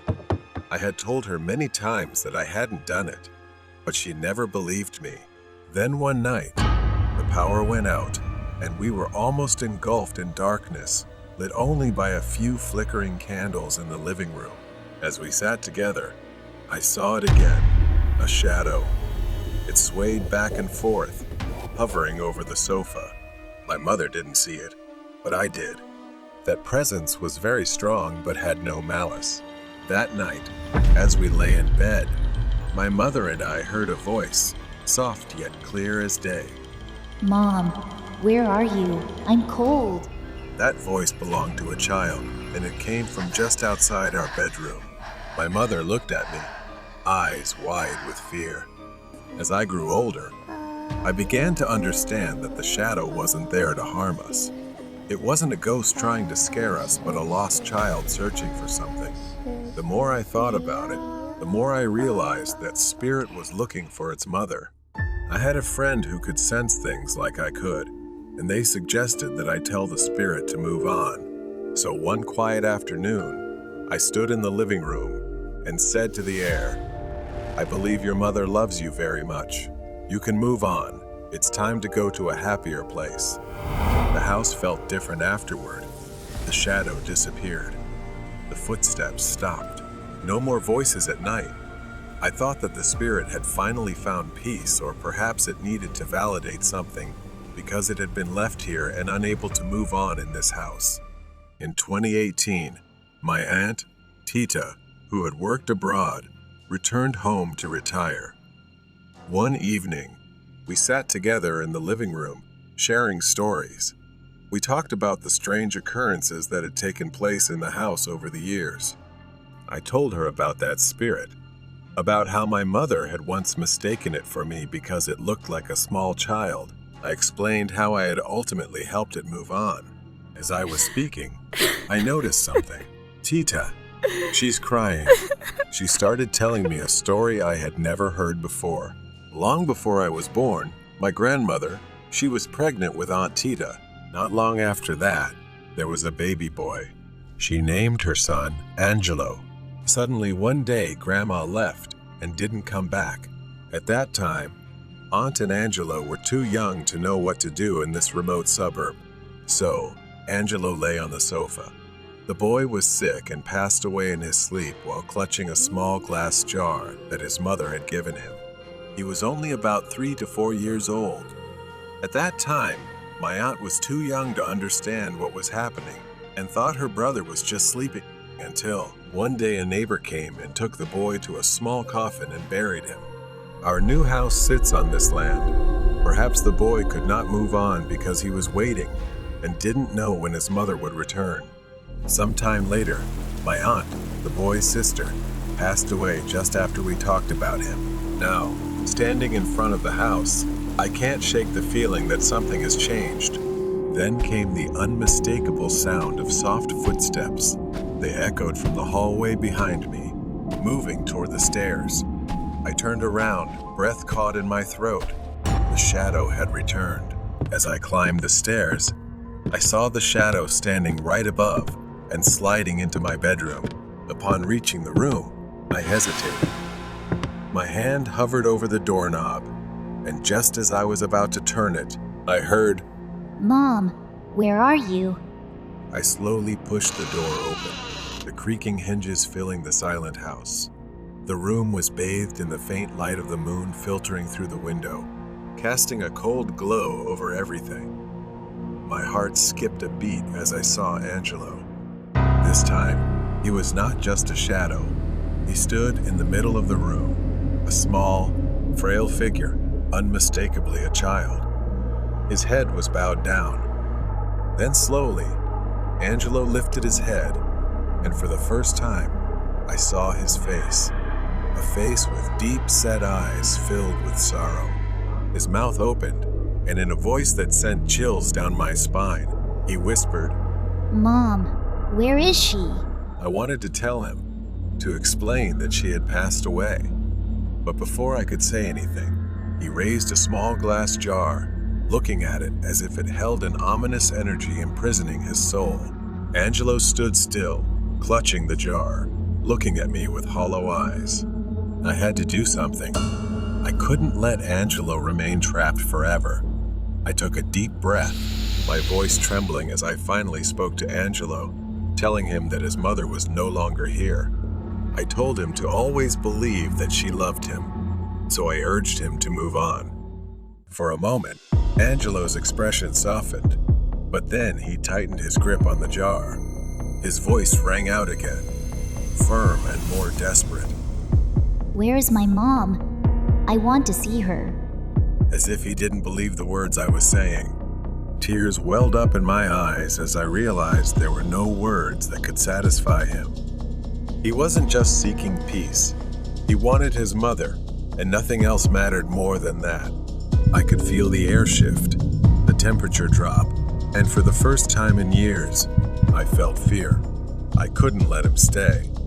I had to help him find peace.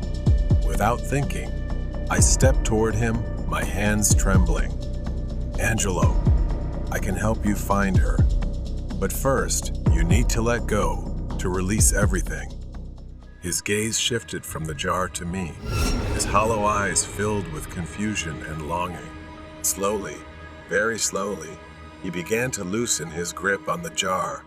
As it fell from his hand and shattered on the floor, the room went silent. Angelo's figure began to fade, dissolving into the moonlight. Before he disappeared completely, I heard his voice one last time, soft, almost a whisper. Thank you. I stood outside the house. The weight that had burdened it for years was gone. Angelo was finally free. The feeling of guilt lingered, but I knew I had finally helped him find the peace he had been searching for all these years. The love his mother had for him, the love that had anchored Angelo to this world, had freed him. Perhaps he was beginning to understand the painful truths that even I never wanted to hear. He would likely continue his journey to find his mother in another world where he truly belonged. I looked back at the house one last time. It no longer felt haunted. Now, it was just a house, quiet and still. Angelo had gone, but he left behind something much more enduring. It was a son's love for his mother, transcending the boundaries of life and death. The eccentric neighbor upstairs. I grew up in a small suburban area, living in a quiet apartment on the second floor, right next to the stairs leading up to the third floor.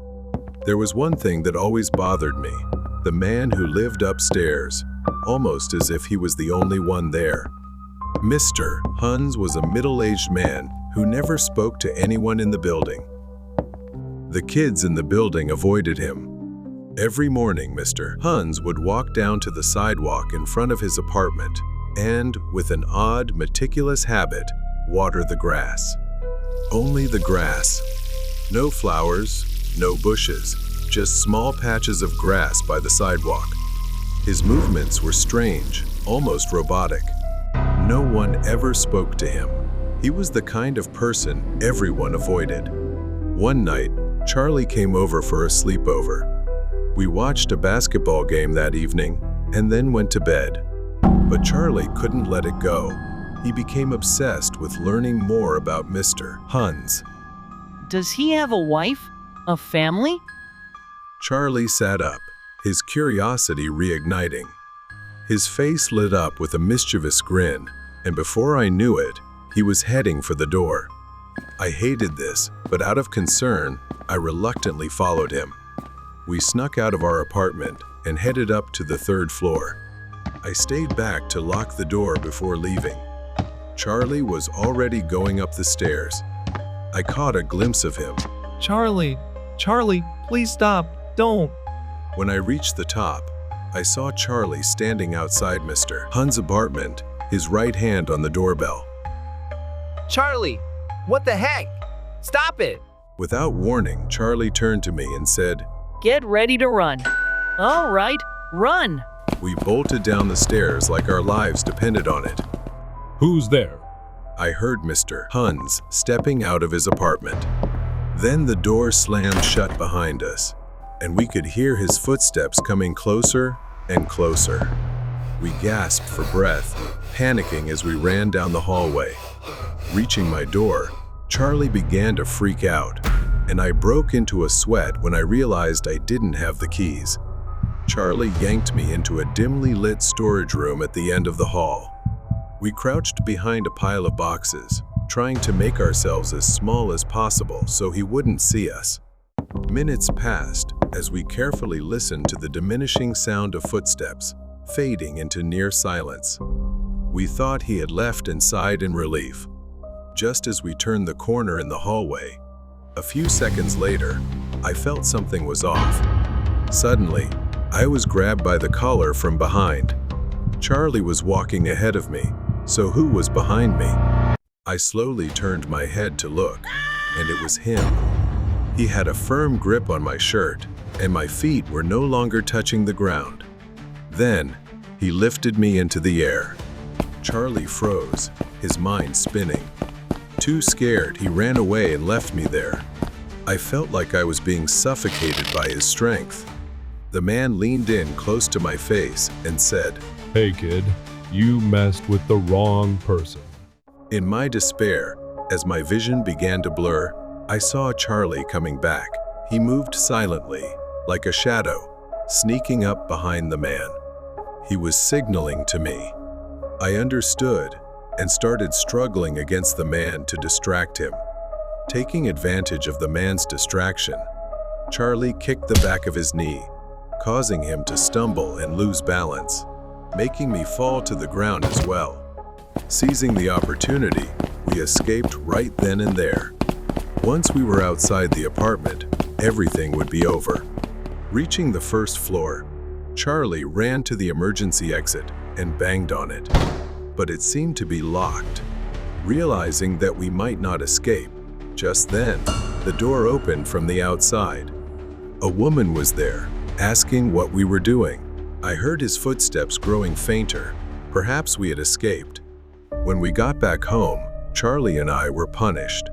Later, he showed me a newspaper article featuring Mr. Huns. He was a former patient, someone abnormal ever since his wife had gone missing and could not be found. Despite many efforts, they couldn't find his wife. When they searched his house, instead of food in his pantry, they found jars filled with dead bugs. Many speculated that they were his food, but I think this is enough. We won't dig any deeper. In the end, perhaps we should be more cautious with our jokes and thoughts to avoid bad consequences. The Hitchhiker's Nightmare. The chilly spring air bit at my skin. It was a quiet night as I left the Subway restaurant. The shopping mall where the Subway was located was desolate, except for a few dim streetlights casting pale circles of light over the empty parking lot. Though the place was somewhat old and empty, the quality was decent, and it was only a 5 to 10 minute drive from my house. As I caught movement out of the corner of my eye, I saw a man walking past the stores. He was tall, disheveled, wearing sweatpants and a dingy t-shirt. As he passed by the window, he glanced at me. It was only a brief look, but something about him left me feeling uneasy. I brushed it off, telling myself it was nothing, just some guy. I pushed open the door, my breath visible in the cold night air, and started walking the short distance to my car. I was halfway to my car when I heard footsteps behind me. At first, they were faint, but they quickly grew louder, closer. I glanced over my shoulder, and there he was, the man from earlier. He was walking toward me, and before I knew it, he was right next to me. I stopped, unsure of what he wanted. He was too close for comfort. He asked me for a ride to the gas station just down the street. His voice was calm, almost friendly, as he pointed toward a gas station nearby, visible from where we stood. It didn't seem far, and it was on my way home. Though I hesitated, the cold air and his seemingly urgent demeanor convinced me to agree. I got into my car, and the man sat in the passenger seat. I drove out of the parking lot, down the empty streets, making the short drive to the gas station. Neither of us said a word. The entire time, something felt off about the situation. I kept telling myself everything was fine, it was just a quick ride, after all. When we arrived at the gas station, I parked in the back of the lot. I expected him to get out right away, but he didn't. Seconds passed in uncomfortable silence, and my anxiety grew. I said, "All right, we're here," trying to sound casual, hoping he would leave, but he didn't move. The man stared straight ahead, making no move to get out of the car. My heart started pounding as I repeated myself, this time more firmly. "We're here. Isn't this where you wanted to go?" Finally, he spoke. His tone had changed. It was no longer friendly but cold, almost irritated. He told me this wasn't the right gas station and that he needed to go to a different one farther away. I glanced at the gas station in front of us, confused and worried. I was sure this was the place he pointed to. I gripped the steering wheel tighter. I told him I wasn't going any farther and that I needed to go home. The man didn't reply. He just sat there, silent. The tension in the car was building, and I could feel my pulse quickening.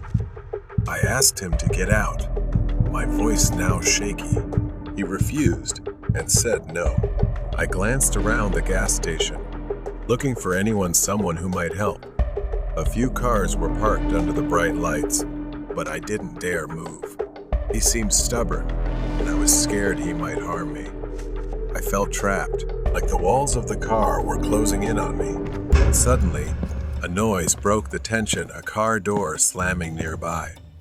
I glanced into the rearview mirror and saw a woman stepping out of her car, walking toward the gas station store.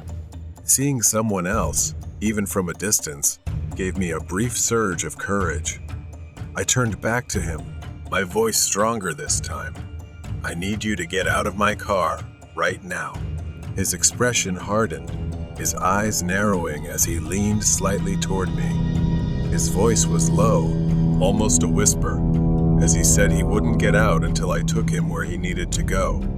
I couldn't take him anywhere else, and I couldn't sit there any longer with the fear gnawing at me. I glanced back at the gas station, hoping someone would look my way, but no one did. I needed an exit, and fast. I reached for my phone, trying to act as casual as possible. I said, "Okay," to buy myself some time, pretending to check the GPS for the other gas station he claimed he wanted to go to. He said nothing, but his eyes never left me. As my hand fumbled for the phone in my pocket, I could feel his gaze, watching my every move. My heart raced as I unlocked my phone, pretending to look up directions. In reality, I was opening the keypad. My mind raced, calculating how quickly I could call for help without him noticing.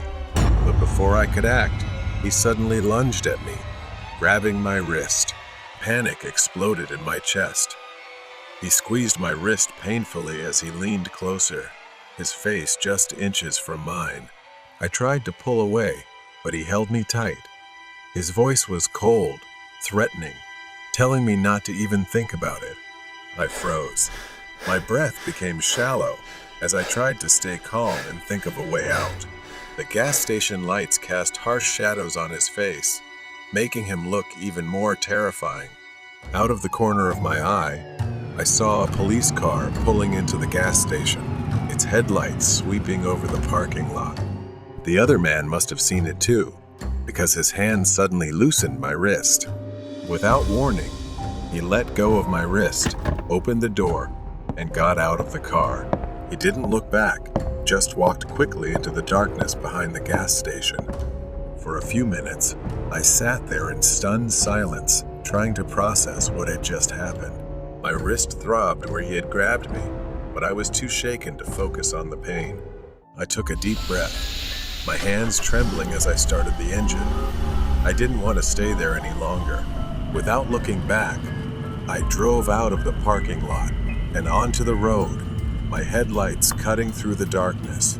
As I drove, my mind replayed the encounter over and over, each detail etched into my memory. What did he want? What would have happened if the police hadn't shown up?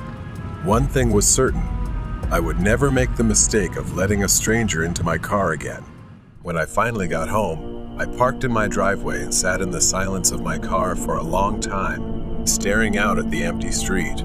The weight of what had just happened settled over me, and for the first time that night, I allowed myself to fully feel the fear. After resting for a bit, I was scrolling through the web to calm my nerves when I stumbled upon Complaint and wanted reports about a man who looked exactly like the one I had encountered. He was known for tricking people into giving him rides, then using various methods to steal something. He wanted after following his victims. Using the phone number I found in the article, I immediately reported to the local police where I last saw him, right that same night. Thank God, I realized how lucky I was to have escaped that mysterious man and survived. Lucky that the police had been there. Lucky that I hadn't driven him farther and made it home safely. Stranger at the campsite.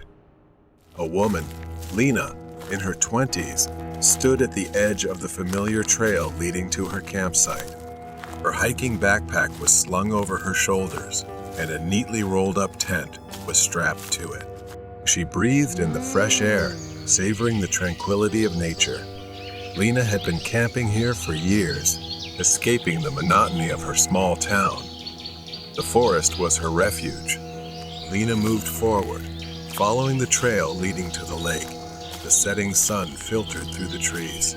She felt at home here, but today, a strange unease crept into her chest.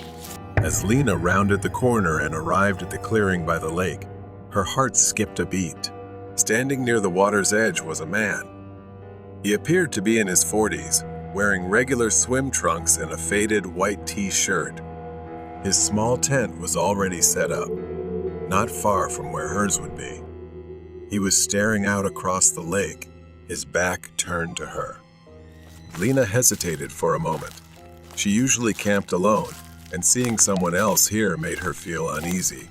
With a slight shrug, she moved a little further from his tent and began setting up her own.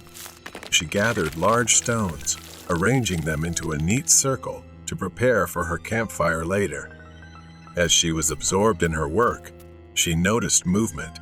The man was no longer facing the lake. He was staring directly at her, standing eerily still. Lena's heart raced. She tried to ignore him, focusing on her campfire. But every time she glanced up, he was still there, motionless, his eyes locked on her. Her discomfort grew. She awkwardly raised her hand and waved. Maybe he was just being polite. Maybe he wanted to say hello. But after a moment of silence, the man simply turned and walked along the shore without acknowledging her. Lena frowned. Something about him didn't feel right, but she shook off the thought. She grabbed a chair and sat by the shore, determined to relax and enjoy the view. Hours passed, and the sun began to set. Lena packed up her chair and returned to her campsite. She started a campfire, hoping to relax after the strange encounter. As she stared into the flames, her eyes drifted toward the tree line. A figure stood in the distance, partially hidden behind a tree. Lena squinted, trying to make sense of the shape. It was the man in the white shirt. He had returned, standing there, watching from a distance. Lena quickly shifted her chair to the other side of the fire so she could face him. Time passed slowly. The man stood frozen in place as the forest around them grew darker. The shadows deepened, and soon, his figure became blurry, blending into the trees. Even though it was dark, Lena knew he was still there. He could see her clearly, illuminated by the fire, but she could no longer see him. Fear gnawed at her. What was he doing? Why hadn't he returned to his tent? Hours passed, and Lena remained tense, staring into the trees. The only sounds were the crackling of the fire and distant crickets. She considered leaving but feared the man might follow her, keeping her rooted in place. She stoked the fire, ensuring it burned brightly, knowing it was her only way to keep the surrounding darkness at bay. Lena sat by the campfire, her face blurred in the flickering firelight. The night was already thick with shadows. The forest around her was a pitch-black void. Her eyes continuously turned to the tree line where the man stood. Even though she could no longer see him, she knew he was still out there, following, waiting. Suddenly, a tree branch broke nearby. Lena stiffened, her breath caught in her throat. She looked around her camp, squinting into the darkness. Perhaps he has already arrived. The flames cast long, flickering shadows. Lena couldn't stop imagining shapes moving among the trees. There, At the edge of the tree line, someone was probably standing there because she always heard footsteps crunching through the forest. Then slowly, the man's silhouette appeared. She regained her determination, suddenly stood up, picked up a thick branch from the fire, and held it as a weapon. The man didn't flinch. He remained still, watching her as if waiting for her next move. Lena shouted into the darkness, her voice trembling but firm, asking who he was and what he wanted from her. But there was no response. The man tilted his head slightly, as if confused by her defiance. Lena's skin prickled with fear. She gripped the burning branch tightly and stepped closer to the edge of the campfire, ready to defend herself. But then, without warning, the man turned and walked into the forest. Slowly, cautiously. His footsteps were eerily soft. Lena watched him go, not daring to follow. He disappeared into the darkness, swallowed by the trees, but the tension in the air didn't lessen. She didn't believe he was truly gone.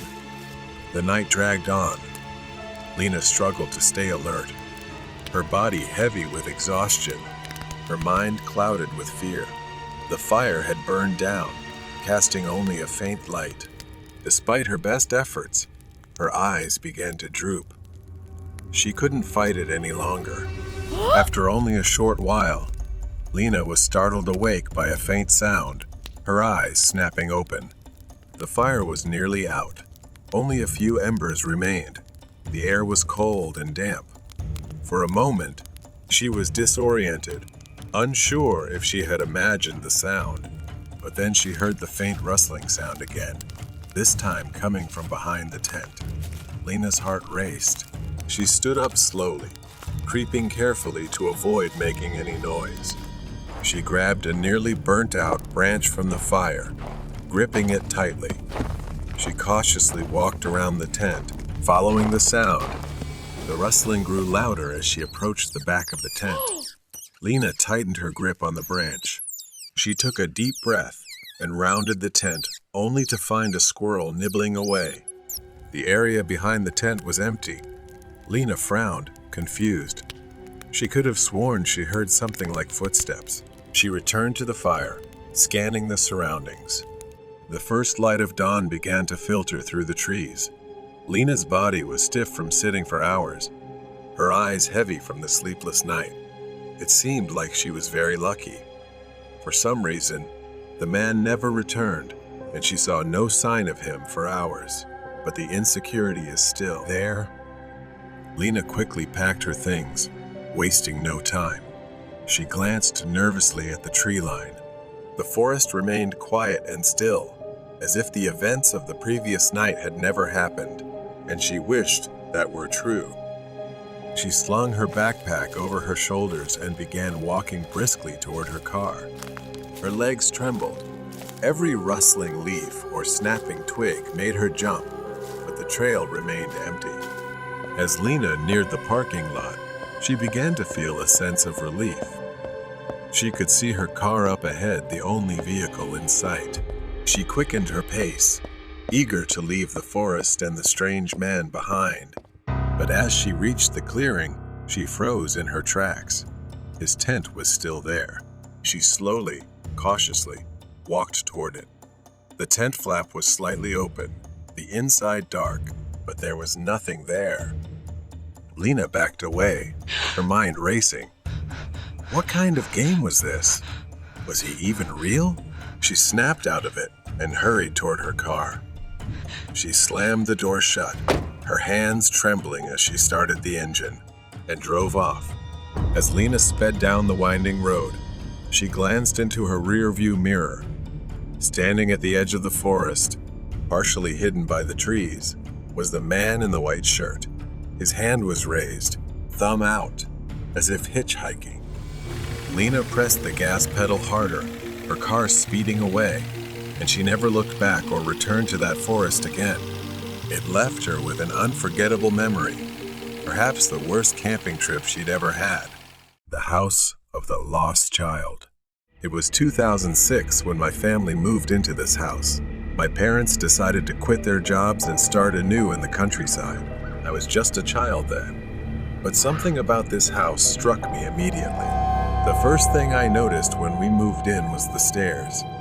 Every time I passed by, I would see a shadow silently moving up and down. It never frightened me. In fact, it felt oddly familiar. I was 6 years old, but I could always see things that others couldn't, and this house was no exception. I didn't tell my parents right away, not because I was scared, but because I felt that presence meant us no harm. Still, I was very afraid of the dark. My room was upstairs while the bathroom was downstairs. Every night, before going to bed, I would use the bathroom to avoid facing the fear of going down the stairs alone at night. But one night, my mother's voice woke me. She called out to me, angrily and irritably, telling me to come downstairs and not to run around anymore. I sat up in bed, confused. I hadn't run at all. In the following days, I kept experiencing similar incidents. My mother often scolded me for running around the house, accusing me of mischief. I had told her many times that I hadn't done it, but she never believed me. Then one night, the power went out, and we were almost engulfed in darkness, lit only by a few flickering candles in the living room. As we sat together, I saw it again, a shadow.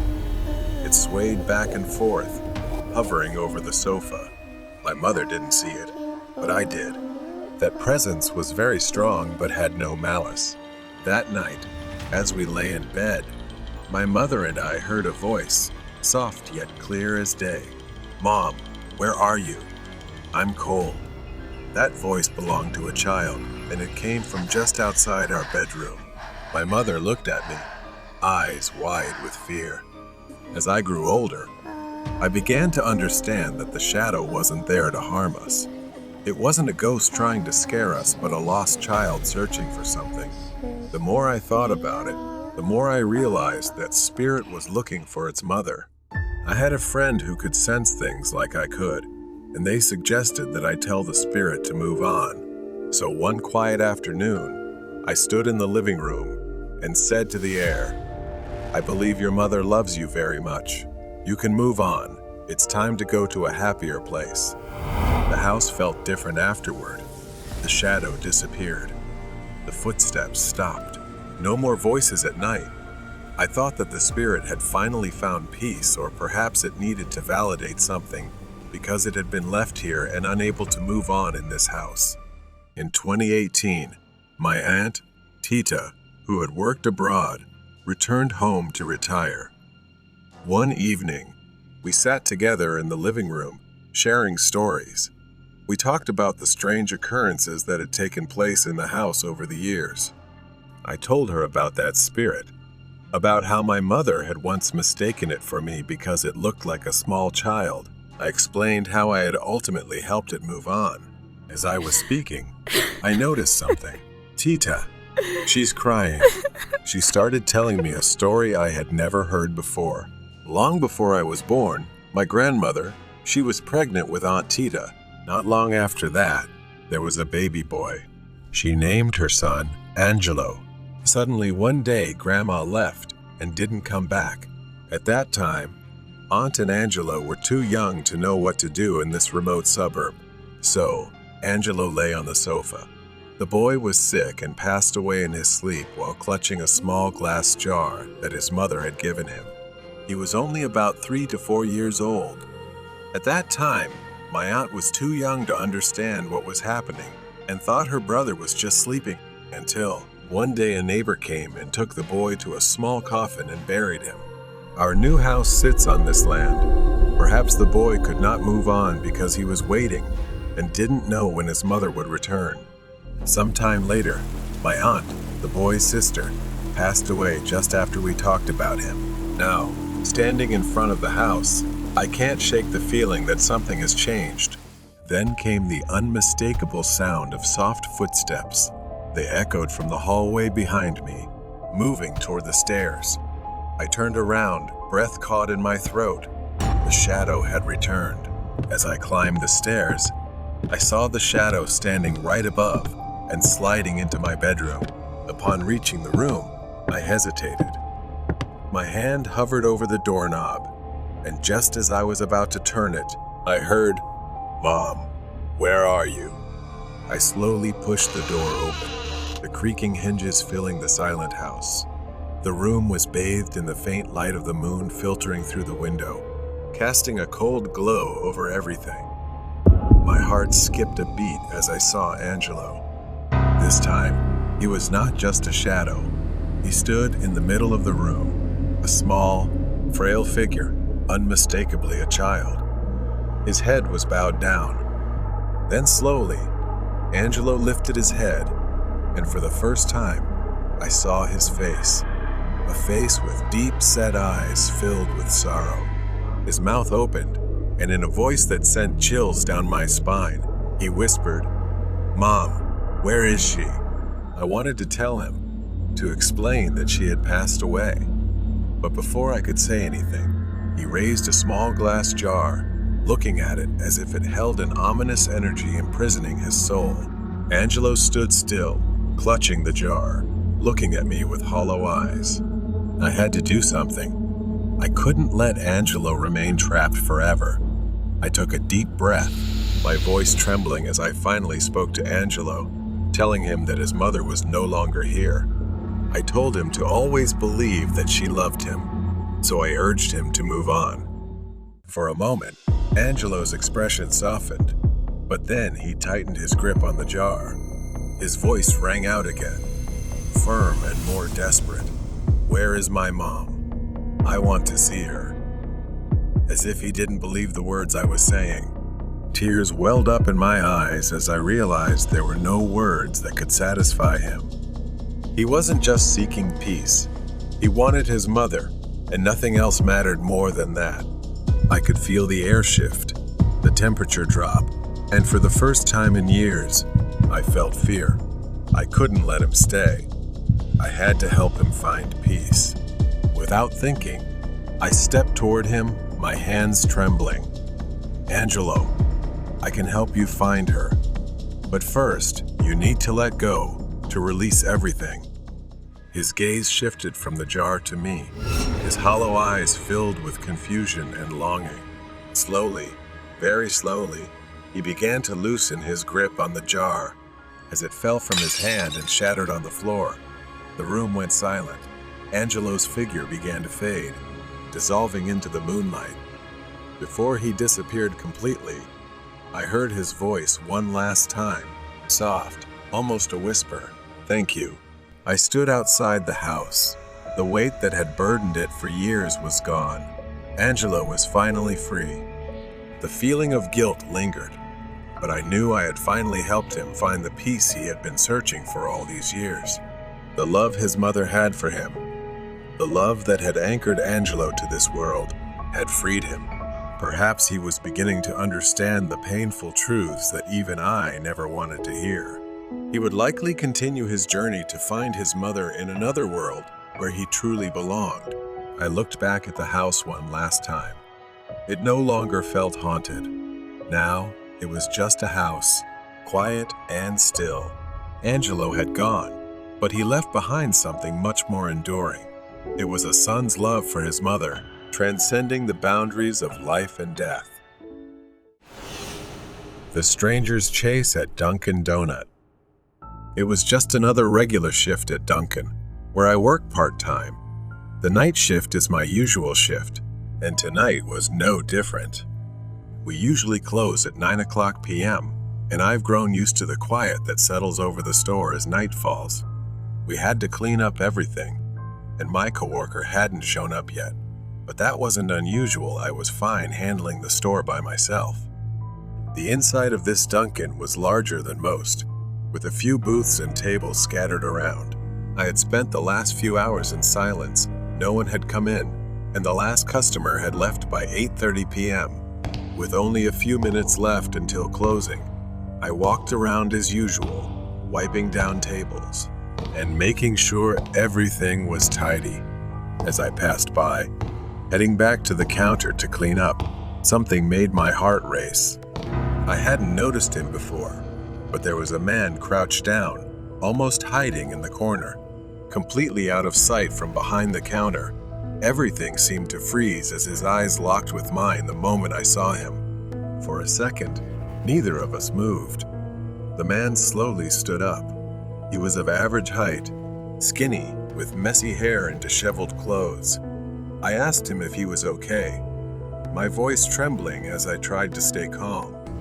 He didn't respond right away, mumbling that he was fine. I reminded him that we were closing and he needed to leave. He nodded and started walking toward the door. For a moment, I thought everything was fine. But then, without warning, he turned around and sprinted toward the counter with a crazed look on his face. Everything happened so fast.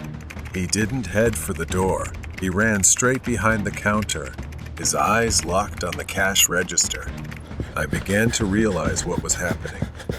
Without hesitation, I made for the exit, my mind racing. I didn't care about the cash register. I just needed to get out.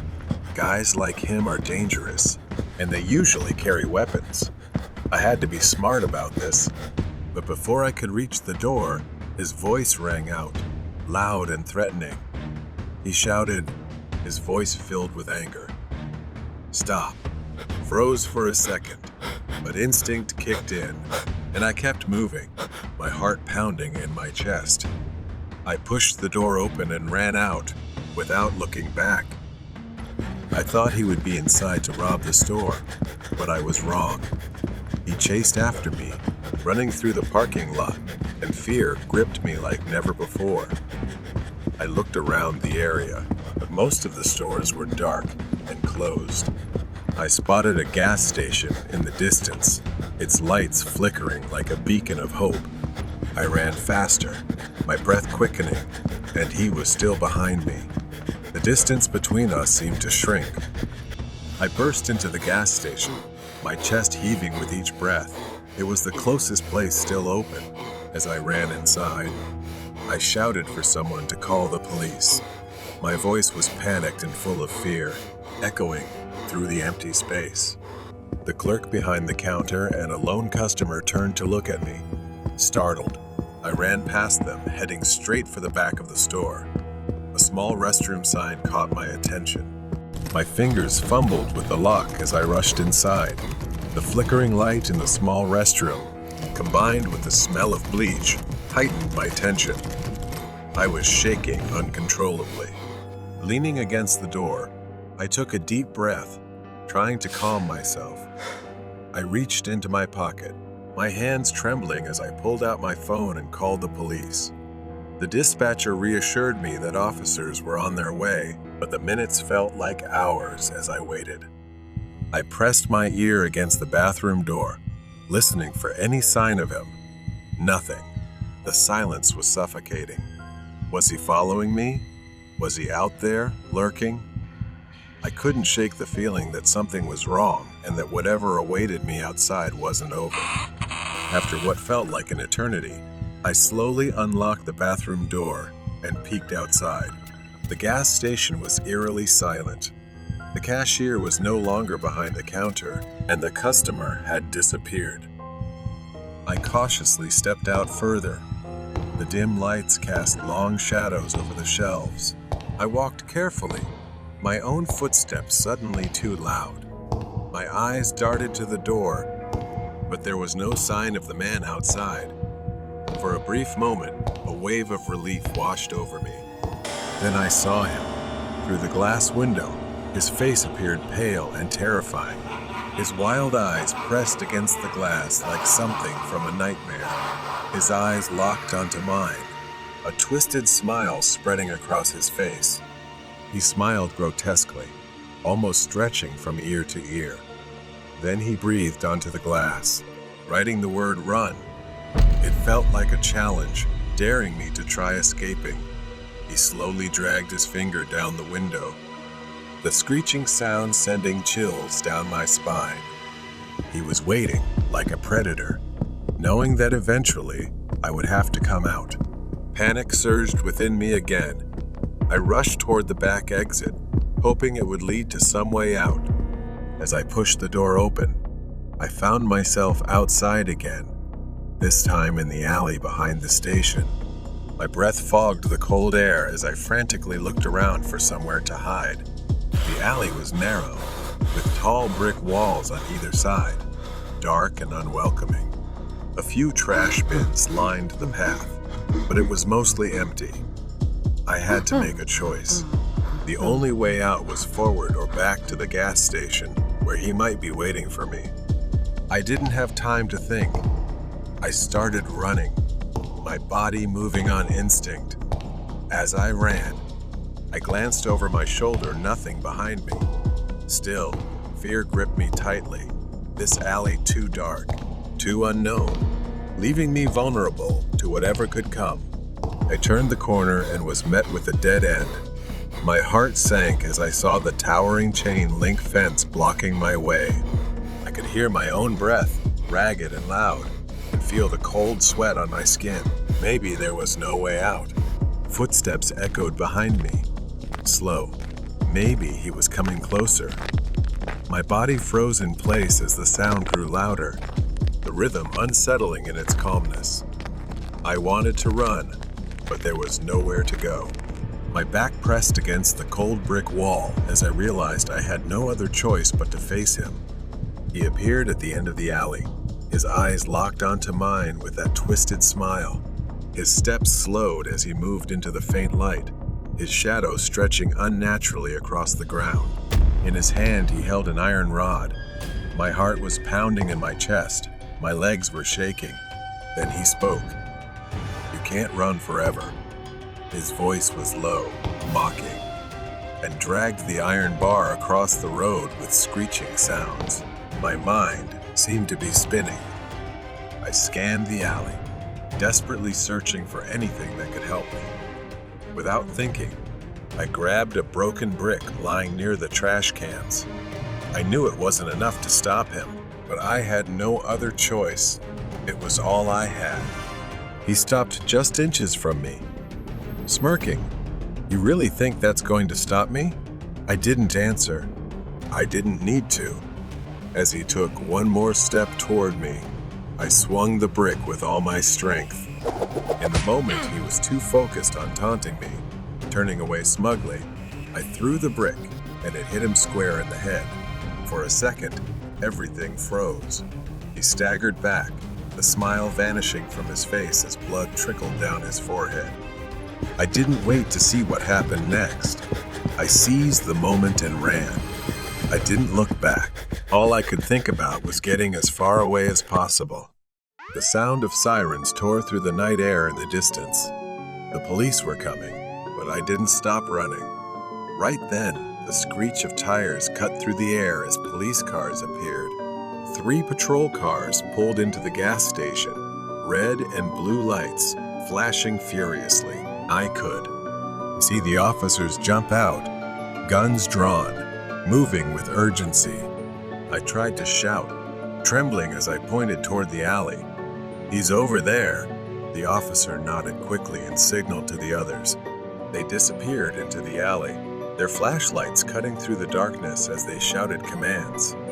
The man appeared at the mouth of the alley, running toward the parking lot. But this time he wasn't alone. The police were right behind him.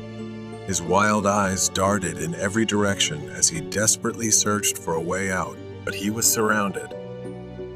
The police quickly tackled him to the ground. The man struggled violently, his voice twisted with rage, sending chills down my spine. But now, I was truly safe.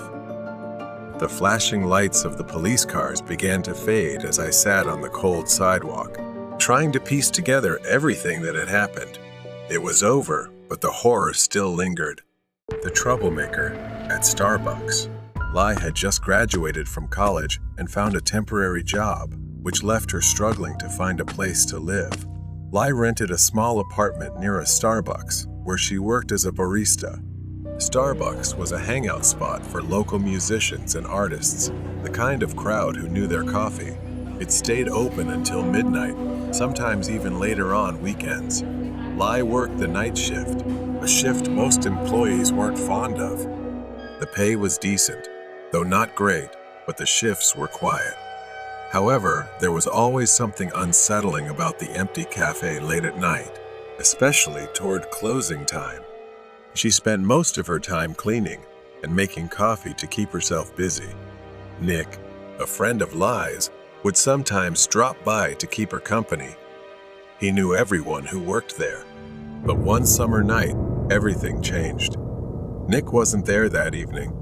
He didn't show up because he was attending a friend's wedding, leaving Lai to face the night shift alone. By midnight, she had made only $10 in tips, and the store was almost entirely empty. But she felt grateful that she didn't have to deal with any difficult customers. She went to the back room to fill the mop bucket and started cleaning the floor. The silence was peaceful, but something felt off. Out of the corner of her eye, she saw a shadow pass by the front window. Lai glanced up, but no one was there. She called out, asking if anyone was there, thinking a customer had come in through the back door, but there was no response. After a moment of hesitation, she shrugged, thinking she had imagined it, and went back to cleaning behind the counter. Suddenly, she heard the bathroom door open. Lai's heart started pounding, and she felt uneasy. She hadn't seen anyone come in, and the store had been completely empty just minutes before. To her surprise, Nick walked out of the bathroom. A wave of relief washed over her, and she smiled, calling out, Nick, what are you doing here? He grinned back at her, saying he had just dropped by after the wedding, but something in his expression had changed. His usual friendly demeanor had turned into something unsettling. She gave an awkward smile, brushing off the strange feeling, and offered him a drink. As she started making an espresso, Lai glanced at him. He was staring at her, his eyes dark and unreadable. Lai tried to act normal and asked him what he was up to. Nick didn't respond. Instead, he pulled something from his pocket, a USB drive. His smile widened as he tossed it onto the counter. She stared at it, confused, asking what it was. Nick leaned in, lowering his voice to a whisper. He said he had recorded something Lai wouldn't want anyone else to see. She didn't understand what he was talking about. He stood up straight, crossing his arms. Nick threatened her about some private conversations she had with her boss. Panic started to rise in her, and she yelled that he was lying. Nick shook his head, his smile never fading. Her mind raced, trying to figure out if he was lying, but the confidence in his voice made it clear that he wasn't. He chuckled softly, stepping closer. He spoke to Lai with crude words. He had initially planned to blackmail her, but now he didn't need to, and he thought it was time for Lai to show some appreciation for all the nights he'd kept her company. A nauseating feeling rose in Lai's throat as she realized what he was implying. She backed away, her heart pounding in her chest, screaming that he was insane and that she hadn't done anything. Nick's smile turned sinister. Her hands trembled, barely able to breathe as she tried to figure out how to escape. The store was closed, and the doors were locked. She was alone with him, and he was moving in, ready to corner her. She backed away and pleaded with him. His expression darkened, saying he had spent too much time helping without getting anything in return. He reached behind his back and pulled out a knife, its blade gleaming in the dim light. She glanced around the room, desperately searching for a way to escape. Her eyes landed on the espresso machine, and an idea formed in her mind. Lai tried to stall him and suggested making him a cup of coffee first. Nick raised an eyebrow but didn't object. She hurried behind the counter, her hands trembling as she poured an espresso. Her heart raced as she reached for the panini press. Without warning, Lai grabbed it and swung it at Nick's head with all her strength. The metal struck the side of his skull, and he staggered back, dropping the knife. Blood trickled down his face, and he let out a groan of pain. But the blow wasn't enough to bring him down. She needed to act fast. Lai ran around the counter, her eyes fixed on Nick as he wiped the blood from his face and started moving toward her.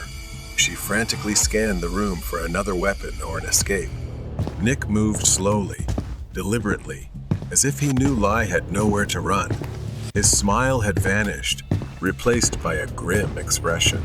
She backed up toward the rear of the cafe, her mind racing to come up with a plan. The mop bucket was still near the back door. If only she could reach it. With trembling hands, she lunged for the mop bucket, grabbed the metal handle and swung it at him. Nick dodged the first blow, but she swung again, striking him in the ribs. He groaned in pain, stumbling backward. She didn't stop. She swung again, this time aiming for his legs. It sent Nick crashing to the ground with a pained yell, clutching his knee. She seized the opportunity and ran for the back door. Lai fumbled with the lock as Nick struggled to get up. She finally managed to open the door and dashed out into the alley behind the store. She kept running, too afraid to look back as she heard Nick's footsteps behind her. He was limping, but he was still chasing her.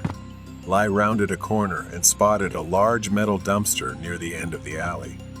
She crouched behind it, holding her breath. Her heart was pounding so fast it felt like it might burst out of her chest. From her hiding spot, she heard Nick stumble into the alley. His breathing was heavy, labored from the pain, and then his bitter voice called out, asking where she was, saying it wasn't over yet. Lai covered her mouth with her hand, trying to stay as silent as possible, not daring to move. Suddenly, she heard a faint sound, the wail of sirens in the distance.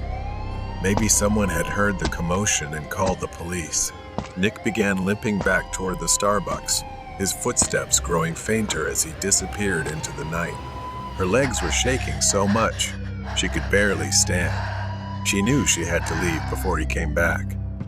As she stumbled onto the street, she saw the flashing lights of a police car approaching. Lai felt a wave of relief and waved for help. A short time later, Lai was brought to the interrogation room at the police station. The officers came in and told her that Nick had been arrested. He had been hiding in the cafe, trying to erase the security footage. The relief was immense. It was finally over. Nick had been arrested, and the evidence against him was undeniable. He would be charged with multiple crimes, including assault and attempted blackmail. The nightmare was over, and Nick would pay for everything he had done. Abandoned house on Halloween. The dim light of Halloween decorations danced on the walls, casting strange shadows that seemed to come alive. This was the day I had always looked forward to. My friends were out gathering candy, but I was too anxious to join them this year. As I stared into the flickering light of the TV, I couldn't shake the feeling that this Halloween would be different. Finally, I gathered the courage to step outside. I trudged down the street, admiring the carved pumpkins and spooky decorations adorning the houses. I approached a house at the end of the block that I had never noticed before. The house looked abandoned, with peeling paint on the walls and overgrown weeds. A shiver ran down my spine, but curiosity drew me closer. As I stepped onto the porch, I noticed a flickering light inside. My heart raced. Should I knock? The porch creaked beneath my feet, and I took a deep breath before raising my hand to the door. Before I could knock, the door swung open on its own, revealing a pitch-black entrance. The smell of mildew and rot hit my nose, and I hesitantly called out to see if anyone was home. But it was completely silent, so I cautiously stepped inside. Darkness stretched across the walls, and I could see old furniture covered in dust sheets. I spotted an old pumpkin lantern flickering in the corner, its flame casting dancing shadows. I felt a strange pull toward the back of the house, where I saw a flickering light coming through a window. I cautiously made my way down the hallway, the floor creaking beneath my feet. My heart raced as I approached the doorway, the light growing brighter. But as I reached for the doorknob, a sudden chill ran down my spine. I paused, sensing an unsettling energy in the air. Then, without warning, I heard a rustling behind me. I turned to see the door I had just passed through slowly closing, as if someone or something was pushing it shut. Panic surged within me. I forced the door open, only to reveal a cluttered living room shrouded in darkness. And then, there he was. An old man sat in a rocking chair, dressed in tattered clothes, with a long beard and wild hair. His eyes sunk deep into his face. He rocked slowly back and forth, making the chair creak in the silence, thickening the atmosphere. I felt a wave of fear wash over me, but I couldn't take my eyes off his movements. As I took a step back, wanting to retreat, the door slammed shut behind me. Panic surged within me. I was trapped in this old, eerie house with a strange, terrifying man.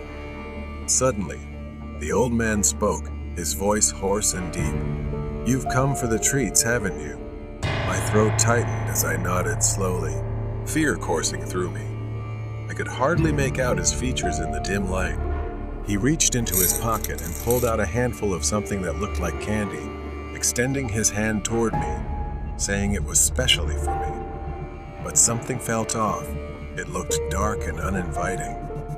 Just then, I heard a crash from another room, followed by the sound of something heavy dragging across the floor. My instincts kicked in, and I knew I needed to get out. I dashed toward the front door, my heart racing as I pulled on the doorknob. It wouldn't budge. I twisted and struggled to open it in desperation. The old man's laughter echoed behind me, sending chills down my spine. "Stay a while. I have plenty of candy," he called, his voice dripping with malice. Panic surged within me as I pulled at the front door, but it stubbornly remained shut. The old man's laughter echoed around me, filling me with dread. I glanced back at him, the flickering lantern casting eerie shadows that made him appear even more terrifying. My mind raced with fear and desperation for a way out. I stepped back from the door and scanned the room for another exit. I spotted a window on the far side, partially obscured by tattered curtains. That was when he stood up. He took a step closer. "You shouldn't be here, kid." Ignoring him, I rushed toward the window, fear propelling me forward. I fumbled with the latch, my fingers trembling, but it was stuck tight. I felt tears welling up as if some unseen force was preventing me from escaping the darkness of this house. I glanced back at the old man, who was now only inches away, his smile widening with delight as he watched me trapped. In a moment of desperation, I looked back down the dark hallway that led further into the house. Perhaps there was another escape route. I dashed forward, trying to ignore the unsettling feeling of being watched. The flickering lantern behind me illuminated strange images painted on the walls, pictures of children, lost and weeping. My heart raced as I reached another door at the end of the hallway. With trembling hands, I pushed it open. The kitchen was eerily quiet, filled with the stench of decay and rot. I glanced around, searching for an exit. The back door appeared at the end, partially ajar, promising freedom. Just as I reached for the doorknob, I heard the unmistakable creak of floorboards behind me. I turned to see the old man stepping into the kitchen, blocking my only escape. His voice was hoarse as he stared at me. "We're just getting started." I threw myself against the door, desperate to escape. The door swung open, and I tumbled into the backyard. As I turned back after the fall, the terrifying face of the old man loomed before me. I felt breathless at the sight of him. Despite the pain from my fall, I didn't hesitate any longer. I bolted through the yard, glancing back to see the old man standing in the doorway, his figure framed by the dim light of the kitchen. I reached the fence surrounding the backyard, my mind racing. The only escape was over the tall wooden slats, but I had no time to hesitate. I climbed up, my fingers gripping the splintered wood, heart pounding as I launched myself over to the other side. I landed awkwardly in the neighbor's yard, rolling to my feet and sprinting into the street. Not only that, terror surged as I hit the ground. The neighbor's dog burst out, barking furiously as if it wanted to devour me. I panicked, crawling on the ground to escape this madness. I could hear nothing but the blood pounding in my ears as I ran onto the main road. The Halloween decorations lining the street now looked terrifying, their shadows stretching under the moonlight. I sprinted down the street, glancing back at the house, terrified the old man was watching me. I couldn't slow down. I needed to get home, to safety. Each breath became labored as I turned the corner, and the familiar sight of my house came into view. I burst through the gate and rushed to the front door, my fingers fumbling at the lock as I desperately tried to get inside. I flung the door open and stumbled into the safety of my home. Gasping for breath, heart pounding, I slammed the door shut behind me, locking it immediately and sliding down against the door. My mom was still at work, and the house felt eerily quiet. As I peered outside, a figure moved through the yard. My heart skipped a beat. I squinted, but thankfully it was just a neighbor walking their dog. I exhaled, relief flooding through me, but it didn't last long. As I lay in bed that night, darkness enveloped me. I couldn't shake the feeling that the old man was still out there, waiting in the shadows.